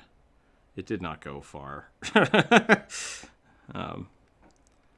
mean, that's the thing. Like, everyone's like, "Oh, you shouldn't do that." It's like, it's no weirder than picking any other real world religion. So I think it's fine. I would allow it in my games. It's just a matter of, the comfort level of your group. If your whole group is kind of awkward about it, it's like, maybe don't do that. But if everyone's fine with it, and that's the importance of talking to your groups again. I just lost the chat here. Exactly, yeah.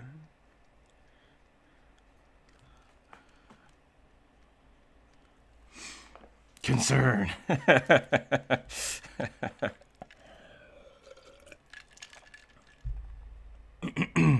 I have also in the past.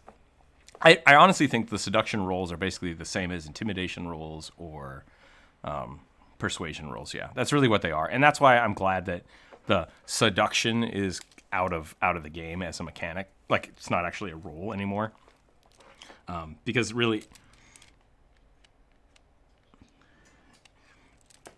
exactly. And I think that's a much better way to do it. And I think that just kind of, it comes from the kind of the masochistic, that's not right. Misogynistic tones that D&D were kind of spawned off of. So let's, we can fix it, and that's fine.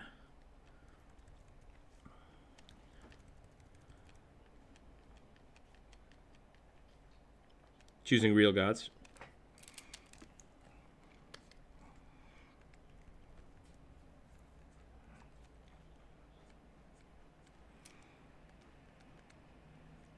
Sure.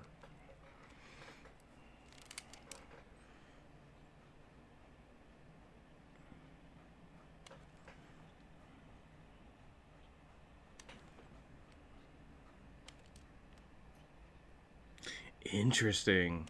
That's a cool way to do that. I like that. If you're like having a magic-based deity to where you are technically a cleric, but you play like a wizard.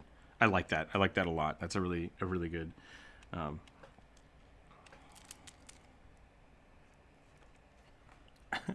Can you draw a were-chicken?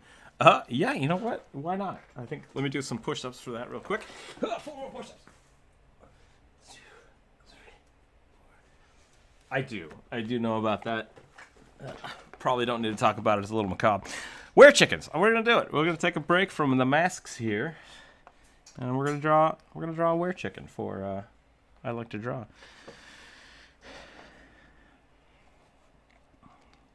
Man, how much of a chicken does a were-chicken become? I mean, do you become an Aarakocra? Or do you turn into like a very tiny chicken with hands and feet? Buff chicken little. That's pretty funny.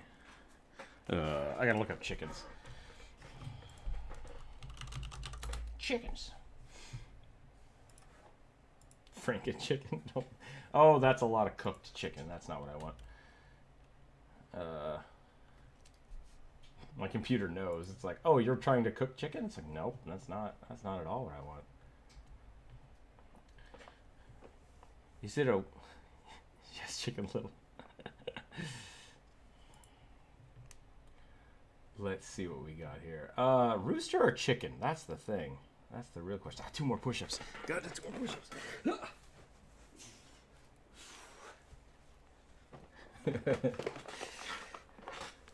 All right.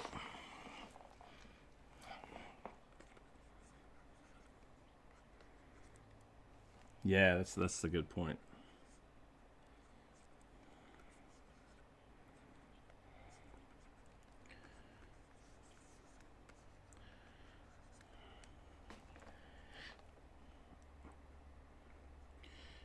A were basilisk.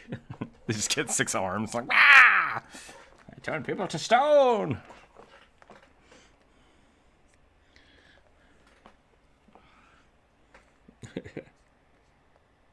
Oh yeah, yep. I loved it. I loved it.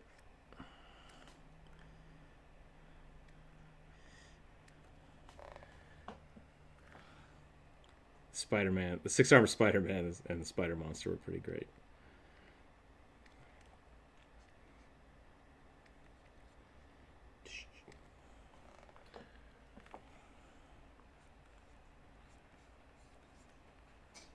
Giant feathery float. No, what are you talking about? Is it one of the silky chickens? Is that what you're talking about? Okay. Poof. I don't think they can see. I don't think the silky chickens can see.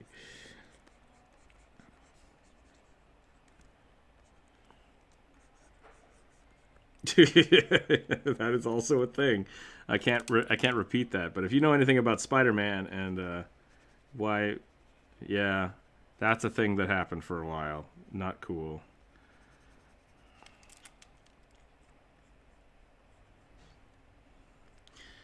What was the? Yeah, what was that? That was interesting. Someone just became a magical girl somewhere. I've transformed. We are all princesses, right?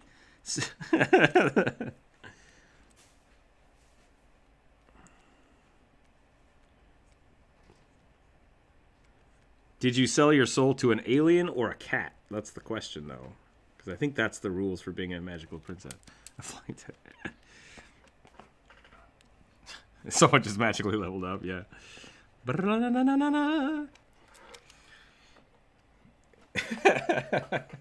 Thank you. I like to draw. I might just keep drawing standing up because I have to keep moving my chair to the push-ups. I need to get a standing desk. I might update my office to actually just have. That should be my next Patreon goal: is getting an actual large tablet instead of my companion. I'm not sure I like this chicken gobble thingy. I think I need to draw the neck first, and then I'll come back to that. Chickens are mean.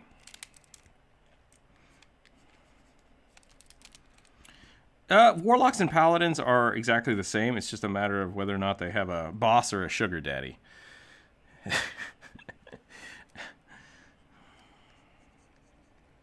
Which one's which? That's a good question.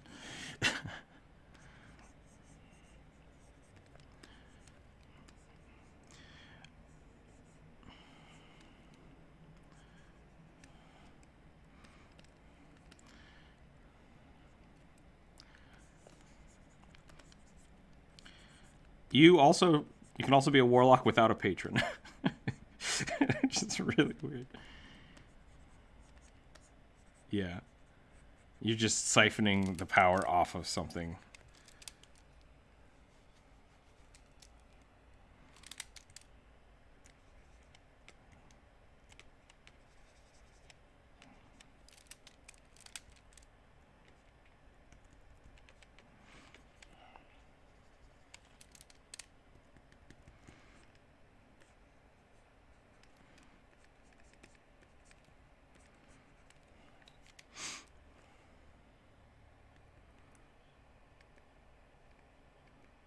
Yeah, I think that's a pretty cool idea. I like the temporary hit points.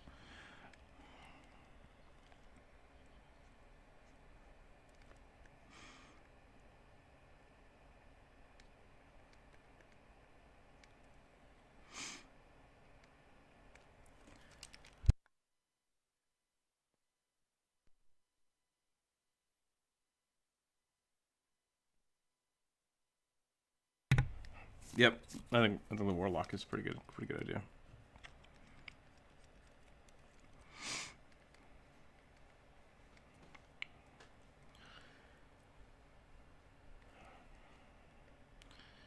I'm actually, so I'm half standing up right now, and it's not bad. This is actually kind of comfortable.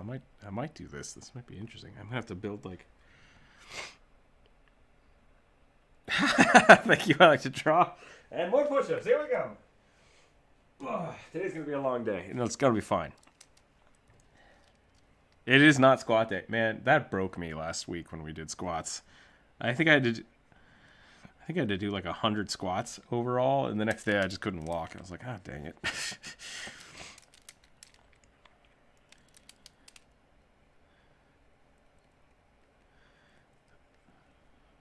Oh man, yeah. No, I was just squatting myself, which that sounds weird, but maybe I'll have to do extra weights next time.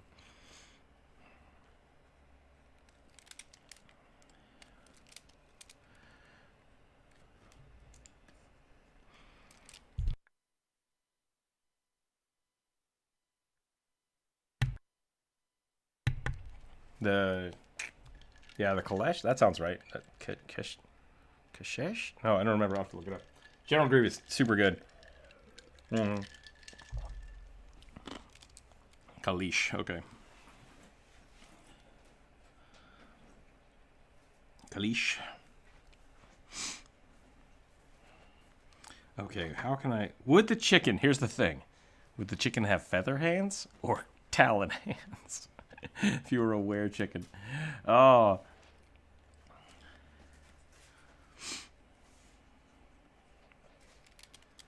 Gotta go. I like to draw. Thanks for hanging out. Thanks for tipping today. I will post this in the Discord, or you can screenshot it later, and I'll finish this up. Probably give it another 10 minutes, and then I'm gonna bounce back to the other stuff. Thanks for hanging out. Thanks for the tips again. 2 more push-ups. Have a wonderful day. Okay. Yeah. Get a stand-up desk and a pull-up bar just right in the same spot. So it's just like, I feel like I would just kick my computer if I did that. I have to put it across the room or something. That is how you lose a monitor.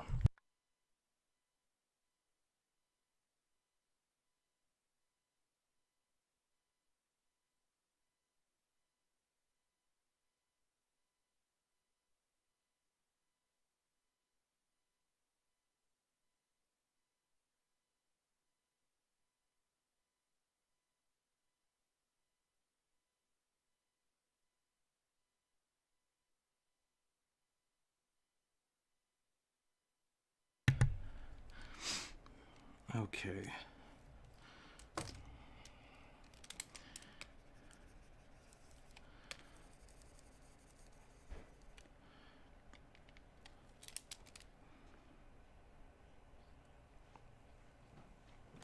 Well, let's see. What other creatures are in the astral sea besides the dreadnought? You got space whales. You got space pirates. You got space turkeys. Random things people have thrown into bags of holding.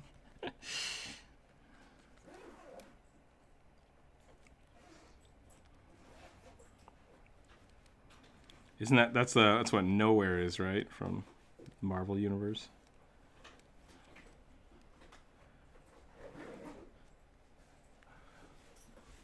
Hello?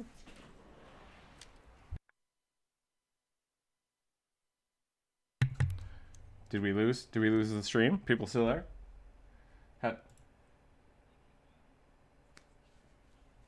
Hello?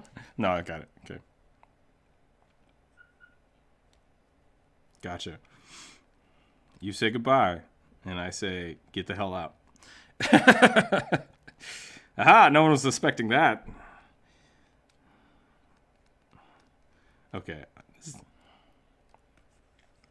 All right, cool. Let's get some beefy chicken arms here.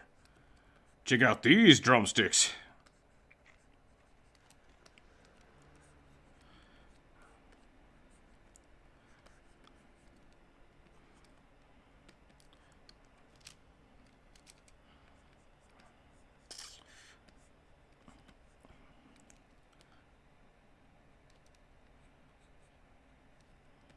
Wow, I didn't get any of that. Is anyone else having trouble understanding what's going on?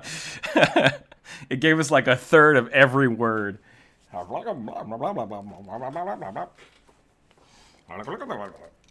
have my headphones on backwards? What's going on here? No, that's weird. Okay, back to the chair. Back to the chair. We can hear you now. Hello? Yes. That was much better.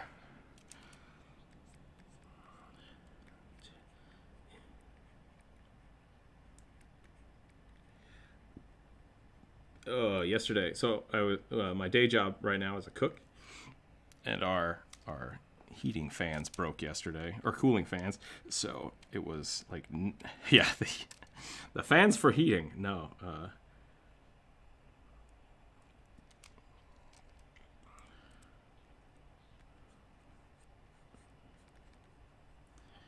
and it.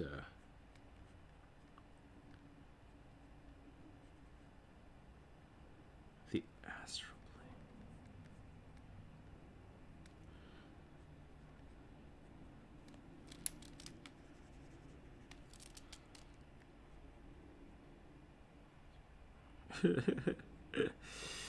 I gotta do my math. Let me see. Today I'm gonna go to work somewhere.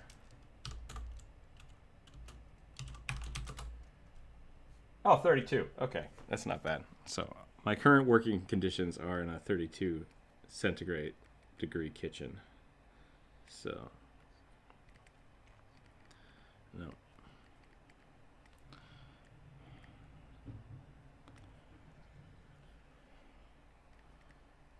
That was really loud. That was someone just is devouring their microphone. You say 50 degrees Fahrenheit is too hot? Because that's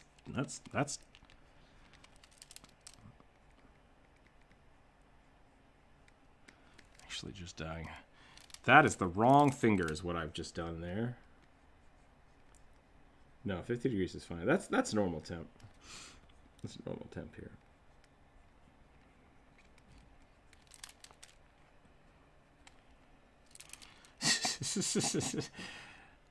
Drow or Corvus? I think one of you are slowly eating your microphone. That's probably it. Yeah, put the popcorn away from the microphone. Nom, nom, nom, nom, nom, nom, nom, nom, nom. I'm a big popcorn fan. Please don't send me popcorn, but I have in the past been playing D&D and then have somebody be like, "Are you eating popcorn?" It's like, maybe. No. I'm guilty. I have done that. I have done that in the past.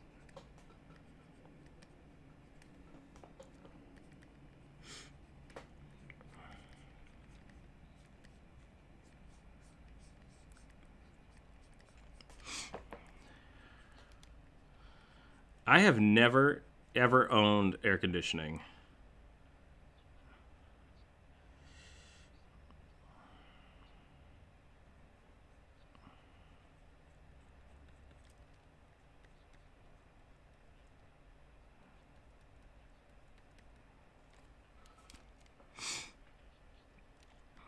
Okay. All right. We're talking a lot of numbers, and people are just flinging degrees at people. So I think we're good on this conversation. Let's go back to D&D. It's hot. It's a hot day today. It's going to be hot tomorrow. Oh, my God. We're done. No more degree talks. None.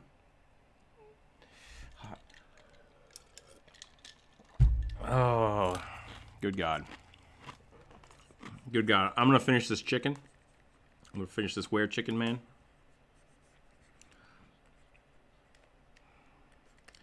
And then we're good. Oh, boy.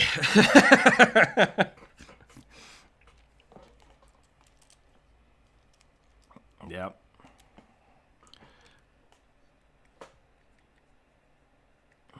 Okay. Yeah, it's weird. It is. Really, it's just Andreas and Apples. They just talk at each other infinitely. It's like a sounding board. It's like scream.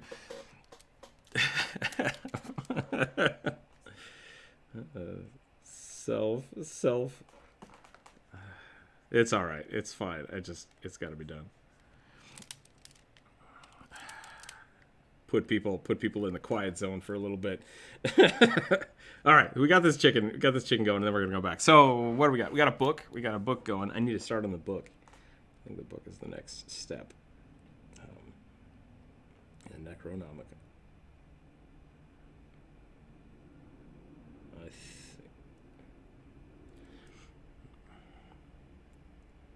the fried chicken. That's what the Necronomicon actually is. It's just a cookbook.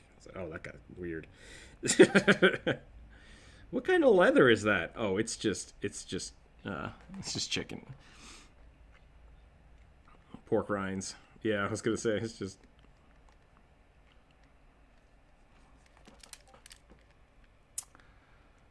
I'm glad you like the chicken.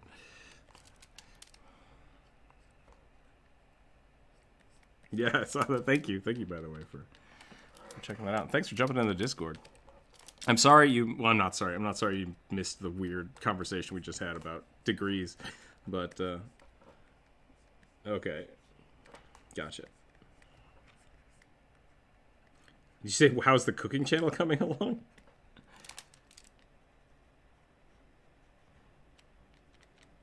I have a great fried chicken recipe on the Tandem Gamers website. It was based off of the Winner Chicken Dinner cast iron pot. PUBG. It actually exists. You can check that out. If you type in PUBG chicken dinner recipe, it's up there already. What temp do you cook chicken at? I usually cook chicken at 400, 420, depending on your oven. Let it go for a while. Okay.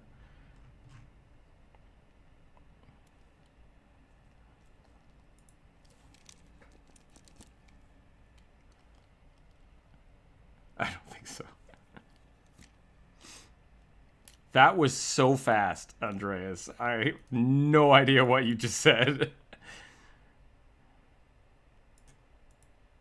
Did you drink 4 energy drinks? Okay. Awesome chicken person? Question mark. What the hell? Yeah. Yeah.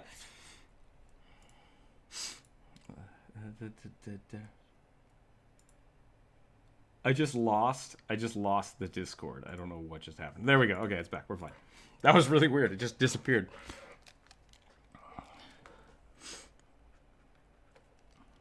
Okay. You've been removed. You know, it wouldn't be the first time something like that has happened. I've had some weird stuff.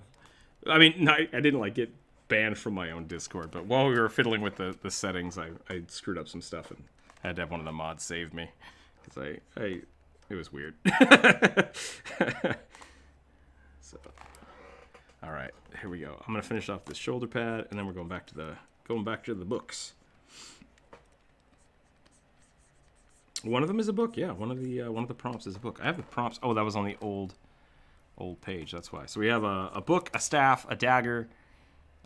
Missing one. Book, staff, dagger, mask, and a spoon. I'm missing one, but I'll think about it. It'll probably come back to me. Book, mask, dagger, staff. Yeah.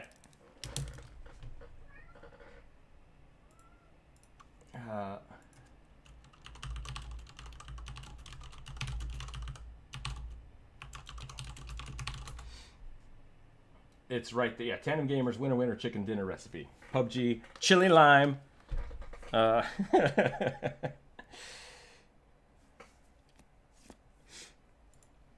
want me to write it down for you? I can just send the link. Okay, let's do that. Where is this voice channel chat? Book, staff, dagger, bowl. Oh, bowl. That was the other one. We didn't have a bowl yet. A bowl. It's pretty good. Yeah, I do that from time to time.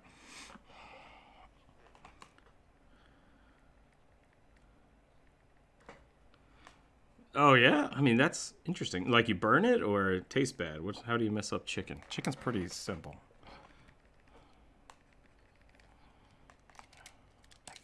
You got some thick hands? I do have some thick hands. I'm a big boy.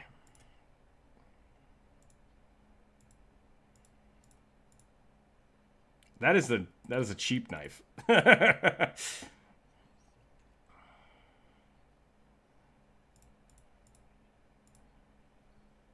Yeah, I never spend more than like $100 on a knife. That's ridiculous. That being said, you can get away with like a $20 knife if you know how to sharpen them properly. So, all right, so that's the chicken. That's the chicken. If you want to screenshot that, you can. If not, I'll post it later in the Discord. Book, mask. We did the mask already, right? Yeah, that's the mask. That's pretty good. Helmet and mask, the same thing. I say that's acceptable.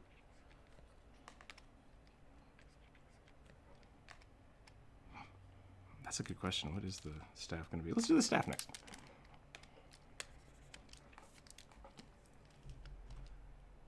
Very good. What?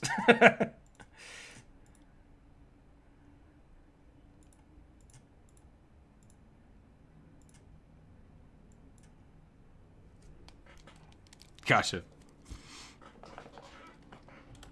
Ugh. I done deafened myself.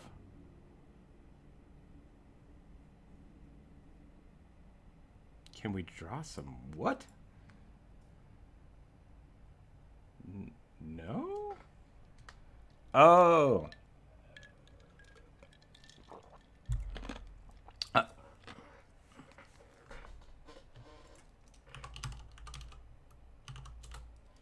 I mean, you could draw that if you want. Yeah. Does the staff look like a chicken leg?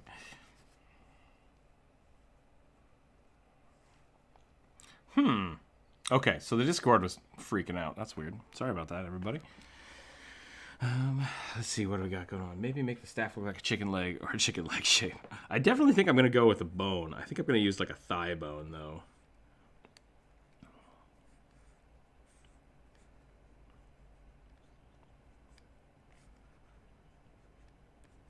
The staff of transmute chicken. No, maybe that'll make the next. Man, I can't think anymore. What time is it? 9. I guess we've been going for 2 hours or so. But how long have we been going for? Yeah, about 2 hours. We hit it. All right, great. Yeah, no, I'm gonna hang out a little longer today. I think I can go until 10:30, because we did miss some other stuff this day. Favorite magic item I've designed? That is a good question. I think something I really like, and this will probably make it into a video here soon, but it's kind of a collection of items, and what it is basically a pearl of power. Is that what it's called? The one that gives you another spell. You know what that is, right?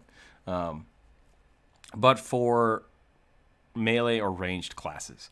And so the way it works for me is it's basically built the same way as a pearl, but it can be attached to a quiver. And then when you put an arrow in that quiver, you can make a copy of that arrow. So that way, if you have like an explosive arrow, once per day, you can make a copy of it. And I really like that. I really like that mechanic. And I built that out in a way for my friends to make rangers a little more effective, yeah. Basically, because anytime I've given my ranged friends a cat, get off the desk. Like, oh, here's a fire arrow. They never use it because they're like, I only have one. I don't know when I'm going to need it. And so if they have a system of, yeah. And so my thought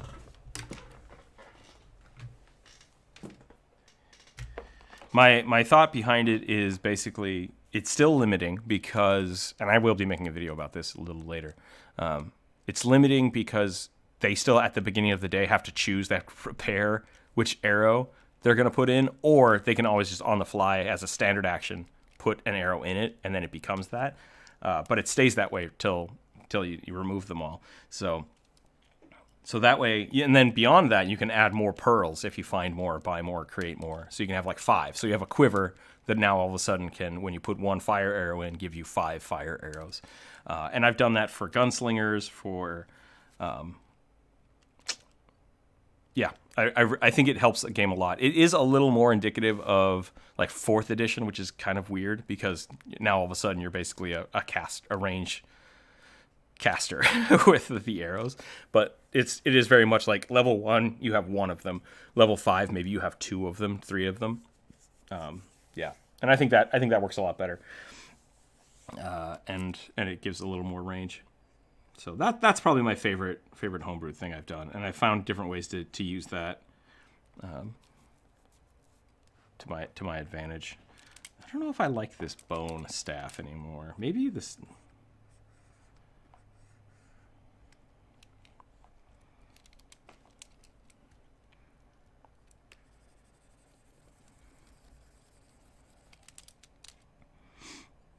Let's try this.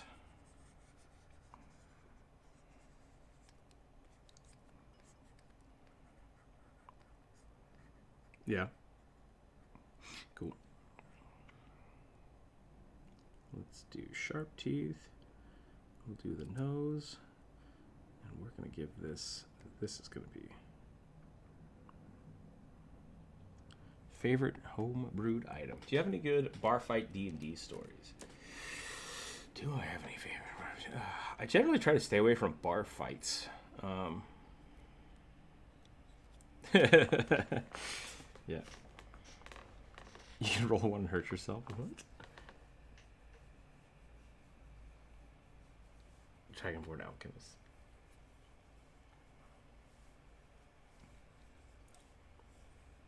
Yeah, I think it's really fun making items. Yep. So yeah, so like Brooker is the other character. He's my NPC I'm playing right now. And he's like, I've given him all the feats for crafting because I think it was a lot of fun to try that. And so basically what I do is whenever my players want to build something, I will find a way to make it work. And I bend the rules for homebrew a lot. But we've made things like shields that grant a feat while you're wearing the shield, which I think is a really cool way to kind of augment the game. Same thing, amulets with spells on them that basically, just basically giving you access to different mechanics of the game. I think that's the key thing I like about, because when you're doing something like, oh, this is a sword that lets you cast fireball 13 times a day, it's like that's really powerful and lame in my mind, versus something that like, oh, you can get the sentinel feat once per day if you're using this shield. I think that's really cool, because then people are like, ooh, I get an opportunity to do something that might save the party. Or it really has to augment the character over just like straight stats or damage.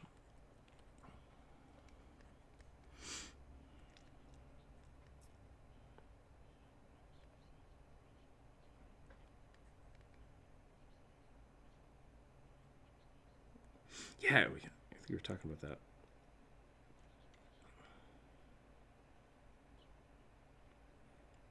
That's a good one. That's funny.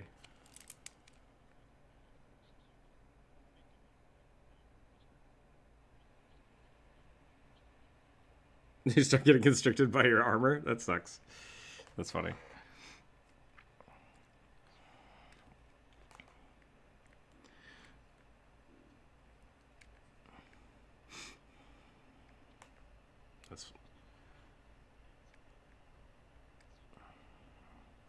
The other thing I've done a few times now,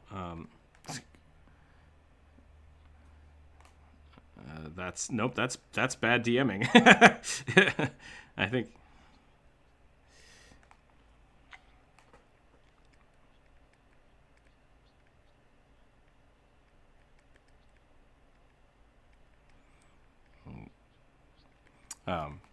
The other item that I've done a few times, I like playing large sized creatures in my worlds, and so like I've had a friend play a Minotaur, but it was his first character, and he's like, yeah, I want to be big, and I'm like, okay, you're gonna be a large sized creature, you're gonna have some issues with that, and then throughout the first campaign, I gave him a ring that twice per day he could shrink to diminutive size, which is like the other end of the spectrum, right? So he goes from being this really large creature to all of a sudden being a tiny, tiny, tiny creature. But he can only do it twice a day. And so that was really fun because he didn't know there was restrictions on it. And so the first time he's just like, haha, now I'm tiny, now I'm big, now I'm tiny, now I'm big. And then he like puts the ring back on and I'm like, nothing happens. And he's like, oh no. And he totally screwed himself over. Look at chickens. That is a lot of chickens. I dig it. But yeah, so I think those kind of things. I think the biggest issue I've run into with items is basically making sure when you make them that they are, like, you kind of play test them, think about all the variables. And that's why I generally don't like things that are just like, oh, this lets you cast a spell, because then it's just extra spells without any real correlation to a character. It's like it's just extra damage, and it's like, eh.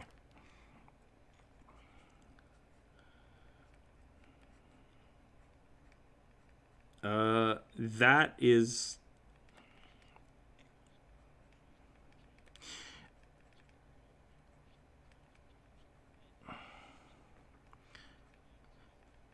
So I've only had to do that a few times,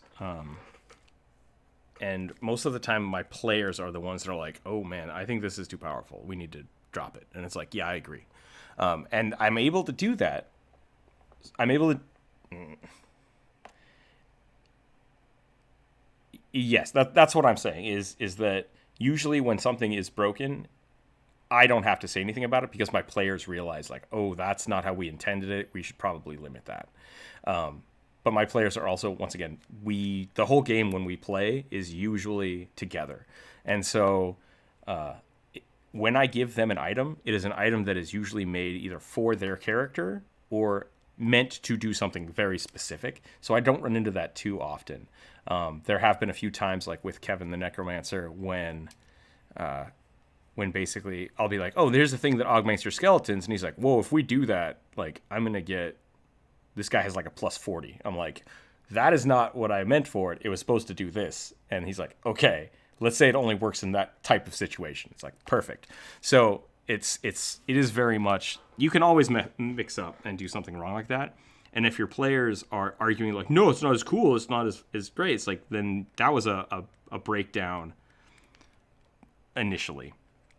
I did have Kevin the Necromancer roll because I was like, you know what'll be fun? Let's just roll for random loot from this random fight we had. We'll look in the book of, what is it called? Ultimate Treasure, Ultimate Equipment. They have some random charts. And he got silver thread that you could stitch into an undead creature to give them DR, and he is an undead creature, and we're like, that is the luckiest roll you've ever gotten. And he's like, I'm gonna get DR5, which is damage resistance, and I'm like, that is super powerful. He's like, oh, I don't want to do that because that's gonna break the game. And I thought about it, I'm like, no, you can do that. Like, that was a completely luck roll, and it's gonna change the dynamics of the game, and that's fine. Like, it's really, once again, like, if something is broken, it is very much, nothing in the game is so broken that you can't work around it. And I think I shouldn't say that because, once again, 5th edition Infinite Tigers, definitely not cool. But for the most part, especially in like 5th edition and Pathfinder, they're pretty good about those things not being overall game breaking. Plane of Tigers. Super cool staff. Thank you.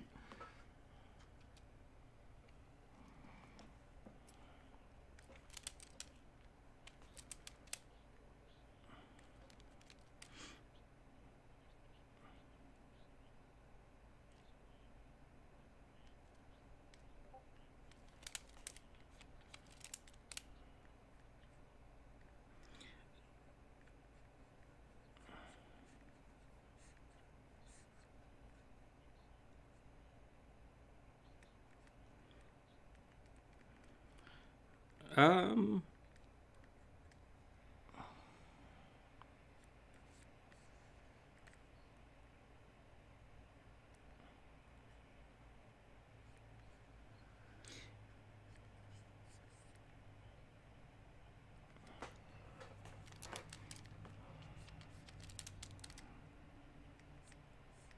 Oh, yeah, I don't know if I would do that if it had a. I mean, there's always a chance, especially with like if you make like crappily made items. Like that's something I've done. Like, oh yeah, you paid for this potion to be made, and it got rushed. And then in my mind, and I've written down like there's a 10% failure chance on this. Like when they drink it, there's a chance that it just won't work because they rushed it. Yeah, I think that's fine. I think that's good. I would I would basically give it like a 5 to 10% failure chance, unless it's something that's super powerful, and then I would go up from there. So, right, boom, boom, boom, boom.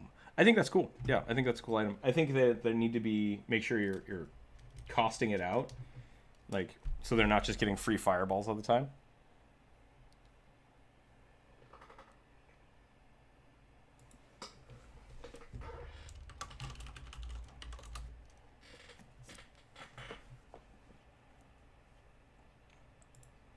Interesting.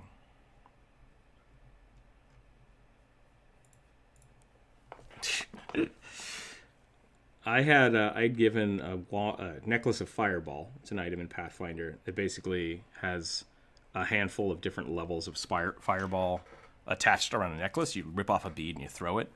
I'd given that to one of my players and forgotten about it for about 5 levels. And then one day he's just like, I'm going to rip off some of these beads and start throwing them. I was like, okay, that's legit. So I like that kind of stuff. Like having a large inventory is always really fun.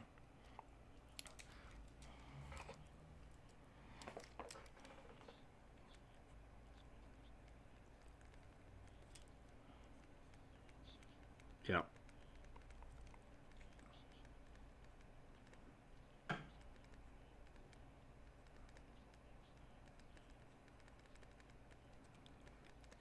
Yep, that happens sometimes. Da, da, da, da, da. Dugong asked if we can draw a beholder someday. We could definitely probably do that next Wednesday. I think next Wednesday we're going to do the viewer submissions, and we can probably do beholders. I think that would be fun. Or we could do that next Friday. Next Friday could be a fun beholder day if we just did a whole day of drawing beholders. I think that would be pretty cool. I think we did something like that a while back. What were we drawing? I think we were drawing. Yeah, I think it was just one request, but we did a whole bunch of weird beholder stuff.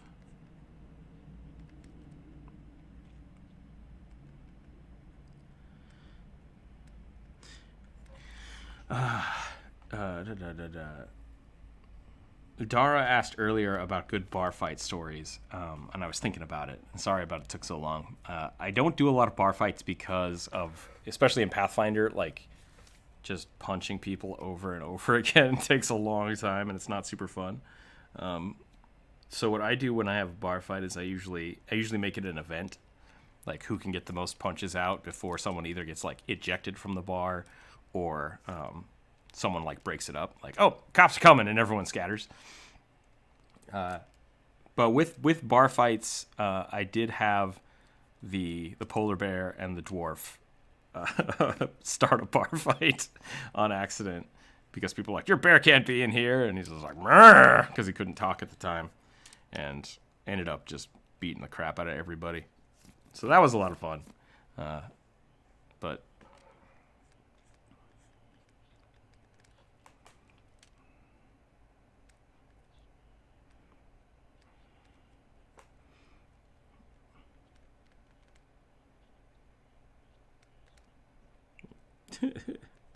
yep.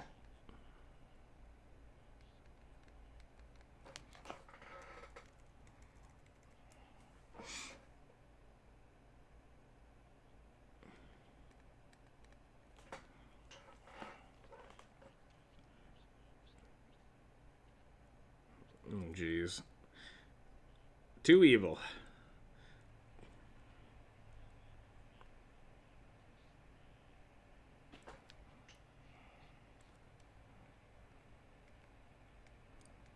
That is such, I don't know, super meta.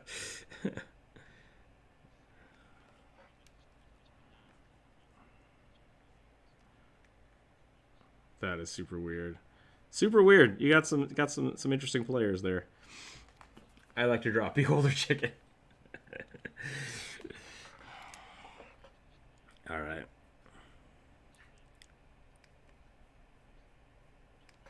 Let me finish up this.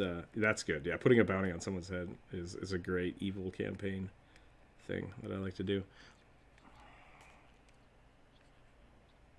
Yep, that sounds about right. Let me finish this up. I think I'm almost done with this staff, and then we're going to drop Beholder Chicken, apparently.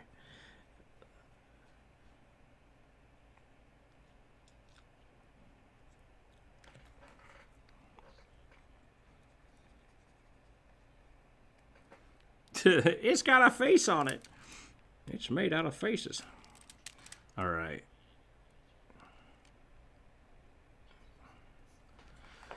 What you buying?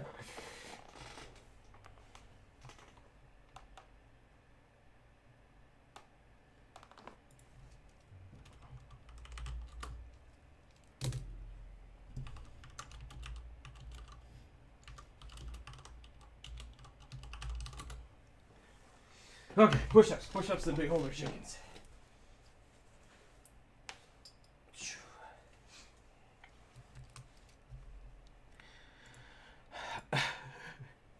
Yay, Beholder Chicken. More push-ups. Did anybody, if anybody hasn't read the Dresden books, there's a character in it who's basically a small computer, but he manifests in the form of a talking skull, which I think is really fun. And I have put that in my games, and that has been a lot of fun. I really enjoy that. It's basically like once per day you can ask it a question, much like the guidance thing, but I have it as a personality, so it actually can talk and like work things out. So super fun. Not really my idea, but cool character to put into a campaign.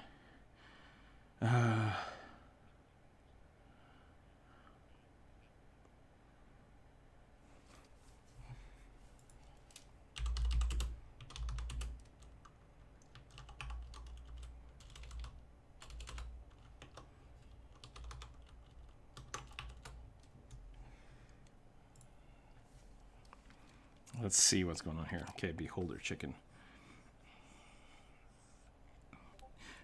That's another way to do it. For a while, Kevin the Necromancer didn't have a body. Because he's like, I can't really focus on the game right now, but I want to hang out with you guys. And so we're like, okay, well, your body's gone. But your head can be like strapped to the side of the cart. And so that's what we did for a while.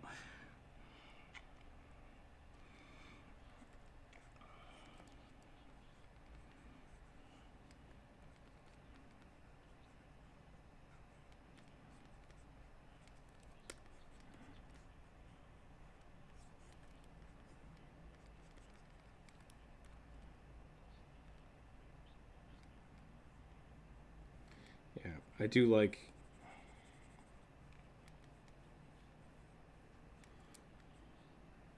Yeah, I'm not a I'm like I said, I'm okay. I've said this before, I guess is what I should say. I've said this before that like if you can't make it to a game, I am totally fine with people not showing up because it's better just to keep the story going, and then I've definitely been one of those people that's just like, oh man, I just don't feel great today. Please continue playing, and my character will just be about.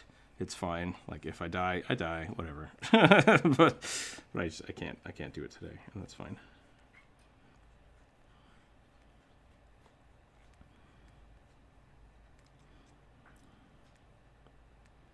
Whoop.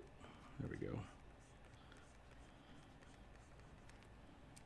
Should the Beholder Chicken have a beak? That's the real question.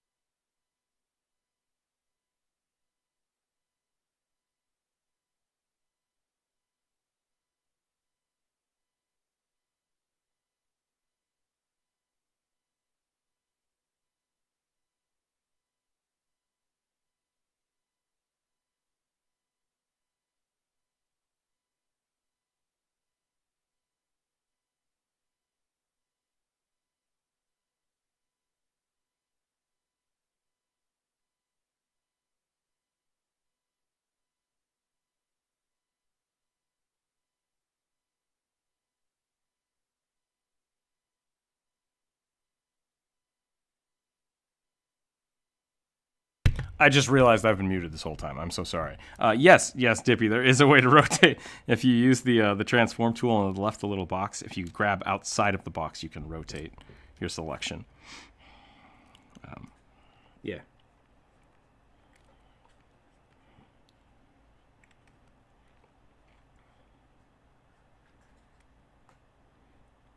I believe Dippy is on top. Jonas is on the bottom.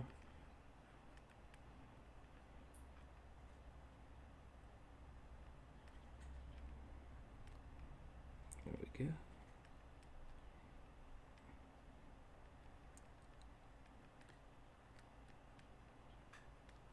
What was the other?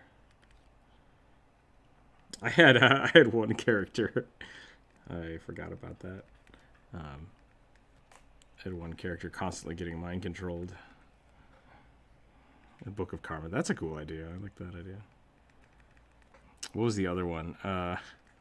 I gave one of my players a horse that pooped gold. That was pretty funny. That was a good item. That might be its own thing, though. Maybe. Maybe it is just from Borderlands. Who knows? How many eye stalks do beholders have? Is it 8?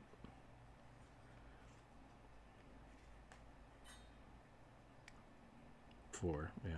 This chicken's on fire. It's a flame chicken.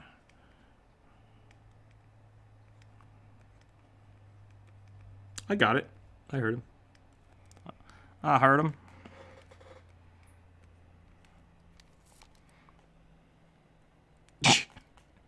No, I don't think that's it.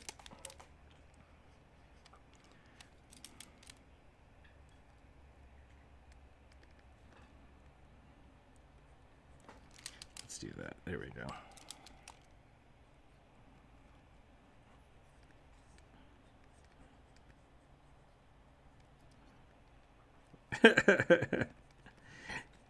That's an interesting idea.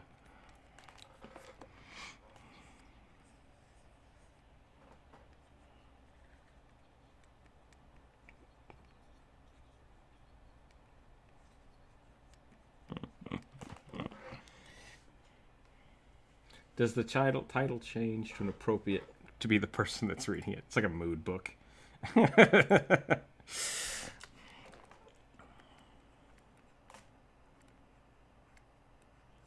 Oh, I just made this way, way weirder by making them fluffy. Here we go.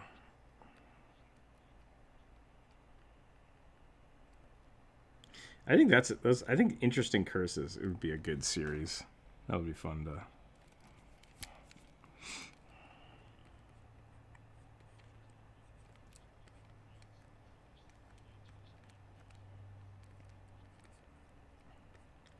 You have to lock this door. Oh no.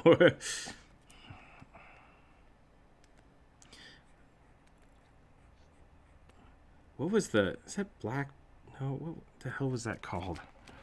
There was an anime about. Oh man, what the hell was it? Some gate was in the world and it gave people superpowers, but they got like weird compulsions whenever they used their powers. What the hell was Darker Than Black? That was it. That was such a weird thing.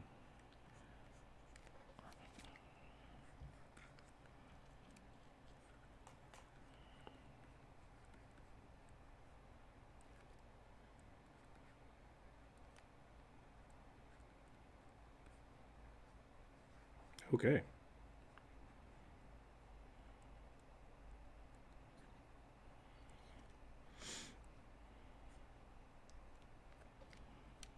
Stab of high fives. That's awesome. Stop.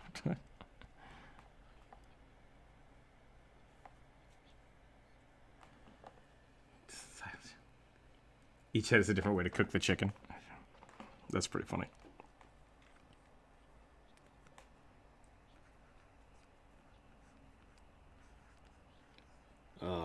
Hold on. What are you talking about? Like, I couldn't hear all of that, and now.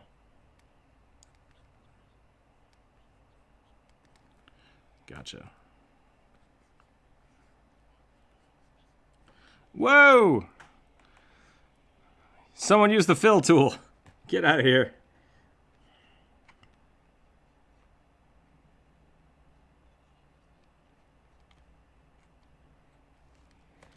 No pressing the G button.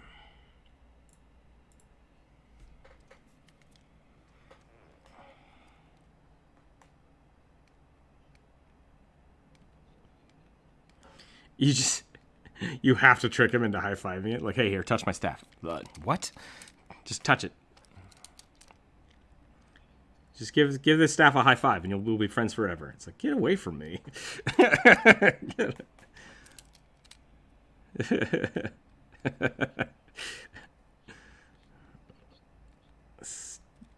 The staff of high fives. I should have prefaced that first. This is the staff of high fives. High fives. The trick is you have to convince people to touch it. That's the whole.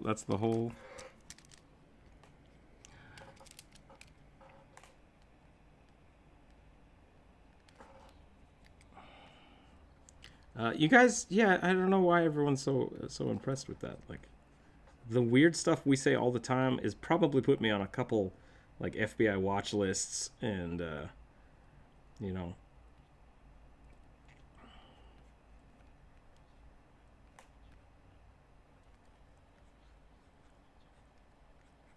Oh yeah, yeah. We have like language barriers, and we have weird chicken chokes.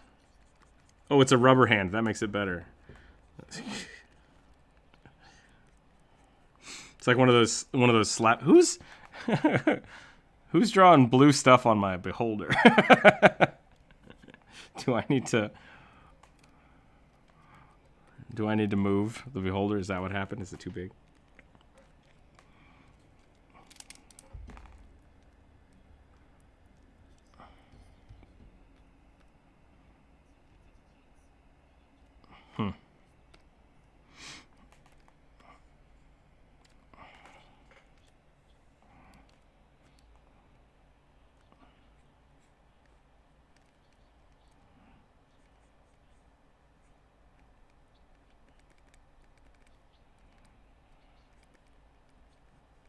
That's pretty funny. Just someone like, yeah. I feel like you're cursing a lot of the people you're playing.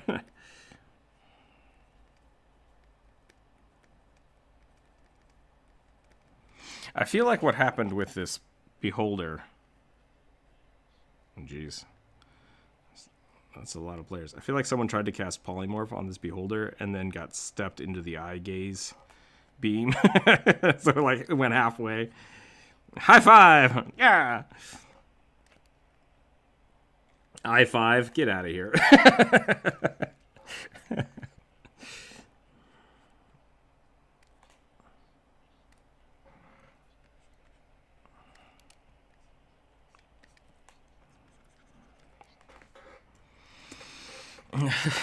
The curse you get today is the curse of death. Your character dies. You can't be revived. What? Yeah, I'm a big... The bowl of French fries.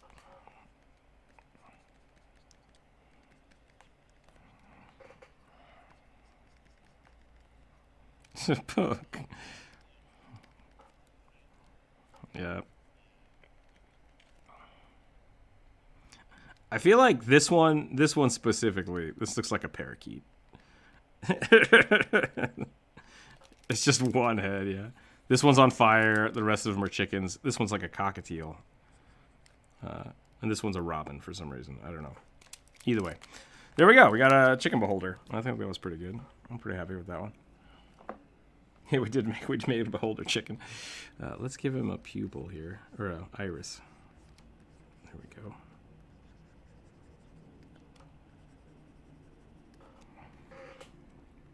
But we did it. We did it. We did it. We did it. It is 10 o'clock. We didn't do the bowl yet. I have not done the bowl. I don't know. I feel like I'm missing one other thing, too. What? I did the staff. Did the dagger. I didn't do the book. I haven't done the book or the bowl. Oh, I haven't done the totem either. Dang, that was the last one. That was indeed the last one. I think we're going to do... Now we're going to do some paw stuff, I think. Do some claws.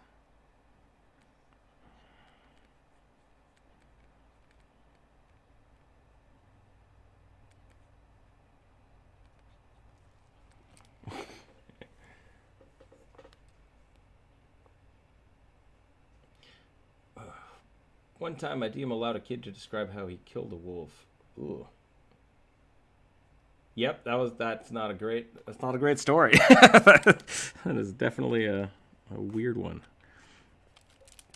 There are some strange people out there that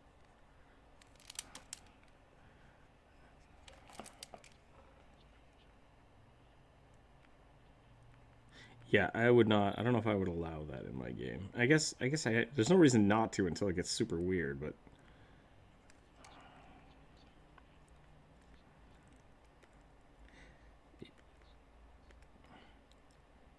once again, I think the people I play with are generally pretty.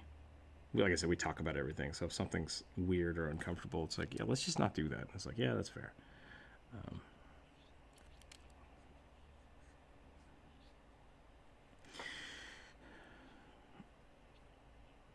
Yeah, I've definitely in the past played with people that just try to outdo each other in like weird stuff, and I was like, guys, this is not appropriate.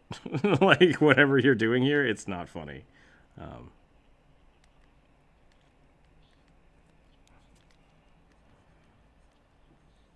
Yeah, like basically people trying to play Cards Against Humanity in D&D, and it's just like, this is just gross. Like you guys are just.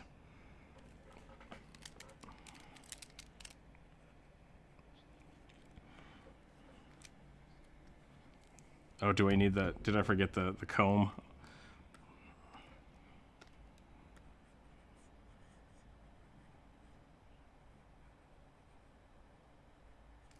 That's pretty funny. That's a cool way to do it. But also, like my friends and I, because of the way we play, like we're not really into gross humor, and I think that's something that a lot of people like incorporate into their games, which it's not bad. It's just, you know, if that's not the style of play or style of humor that your friends share, then it's different.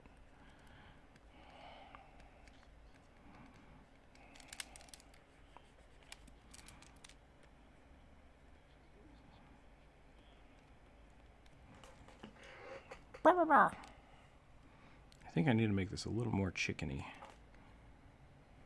Bowl of hands. It does look like. Actually, that's a pretty cool design. I like that.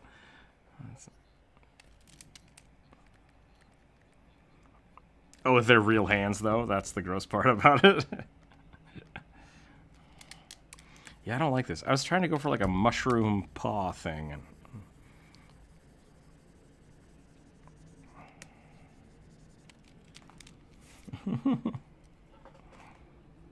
If you wash the hands, hold on. Bowl of hands made out of real hands. If you wash them and take care of them, you get a healing potion every week.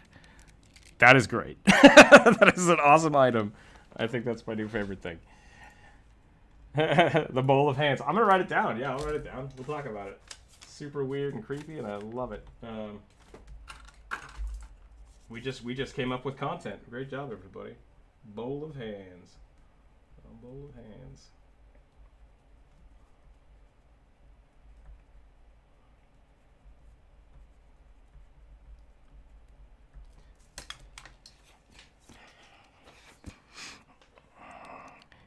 Yeah, way to make it weird.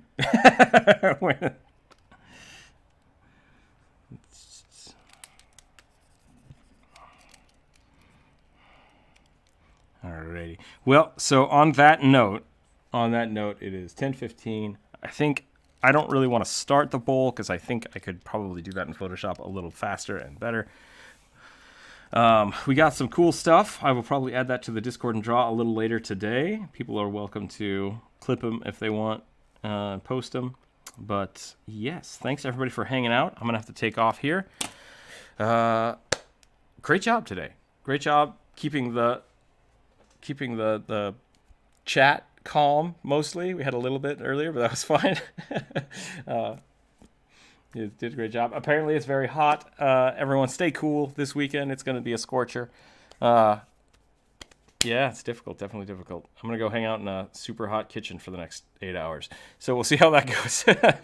But this weekend's going to be, I think, pretty chill. I'm probably going to not be around too much this weekend. But next week, I don't think we're going to have a Friday show next week just because of my schedule. But we will do the community draw on Wednesday, maybe? I'll figure that out. I'll figure that out by next week. I'll let you know on Monday. But I will be around Monday, Tuesday, Wednesday for sure. And we'll see how that goes for the rest of the week. Other than that, thanks everybody for hanging out. Remember to keep your dice on the table and be awesome to each other. So thanks. We'll see you next time.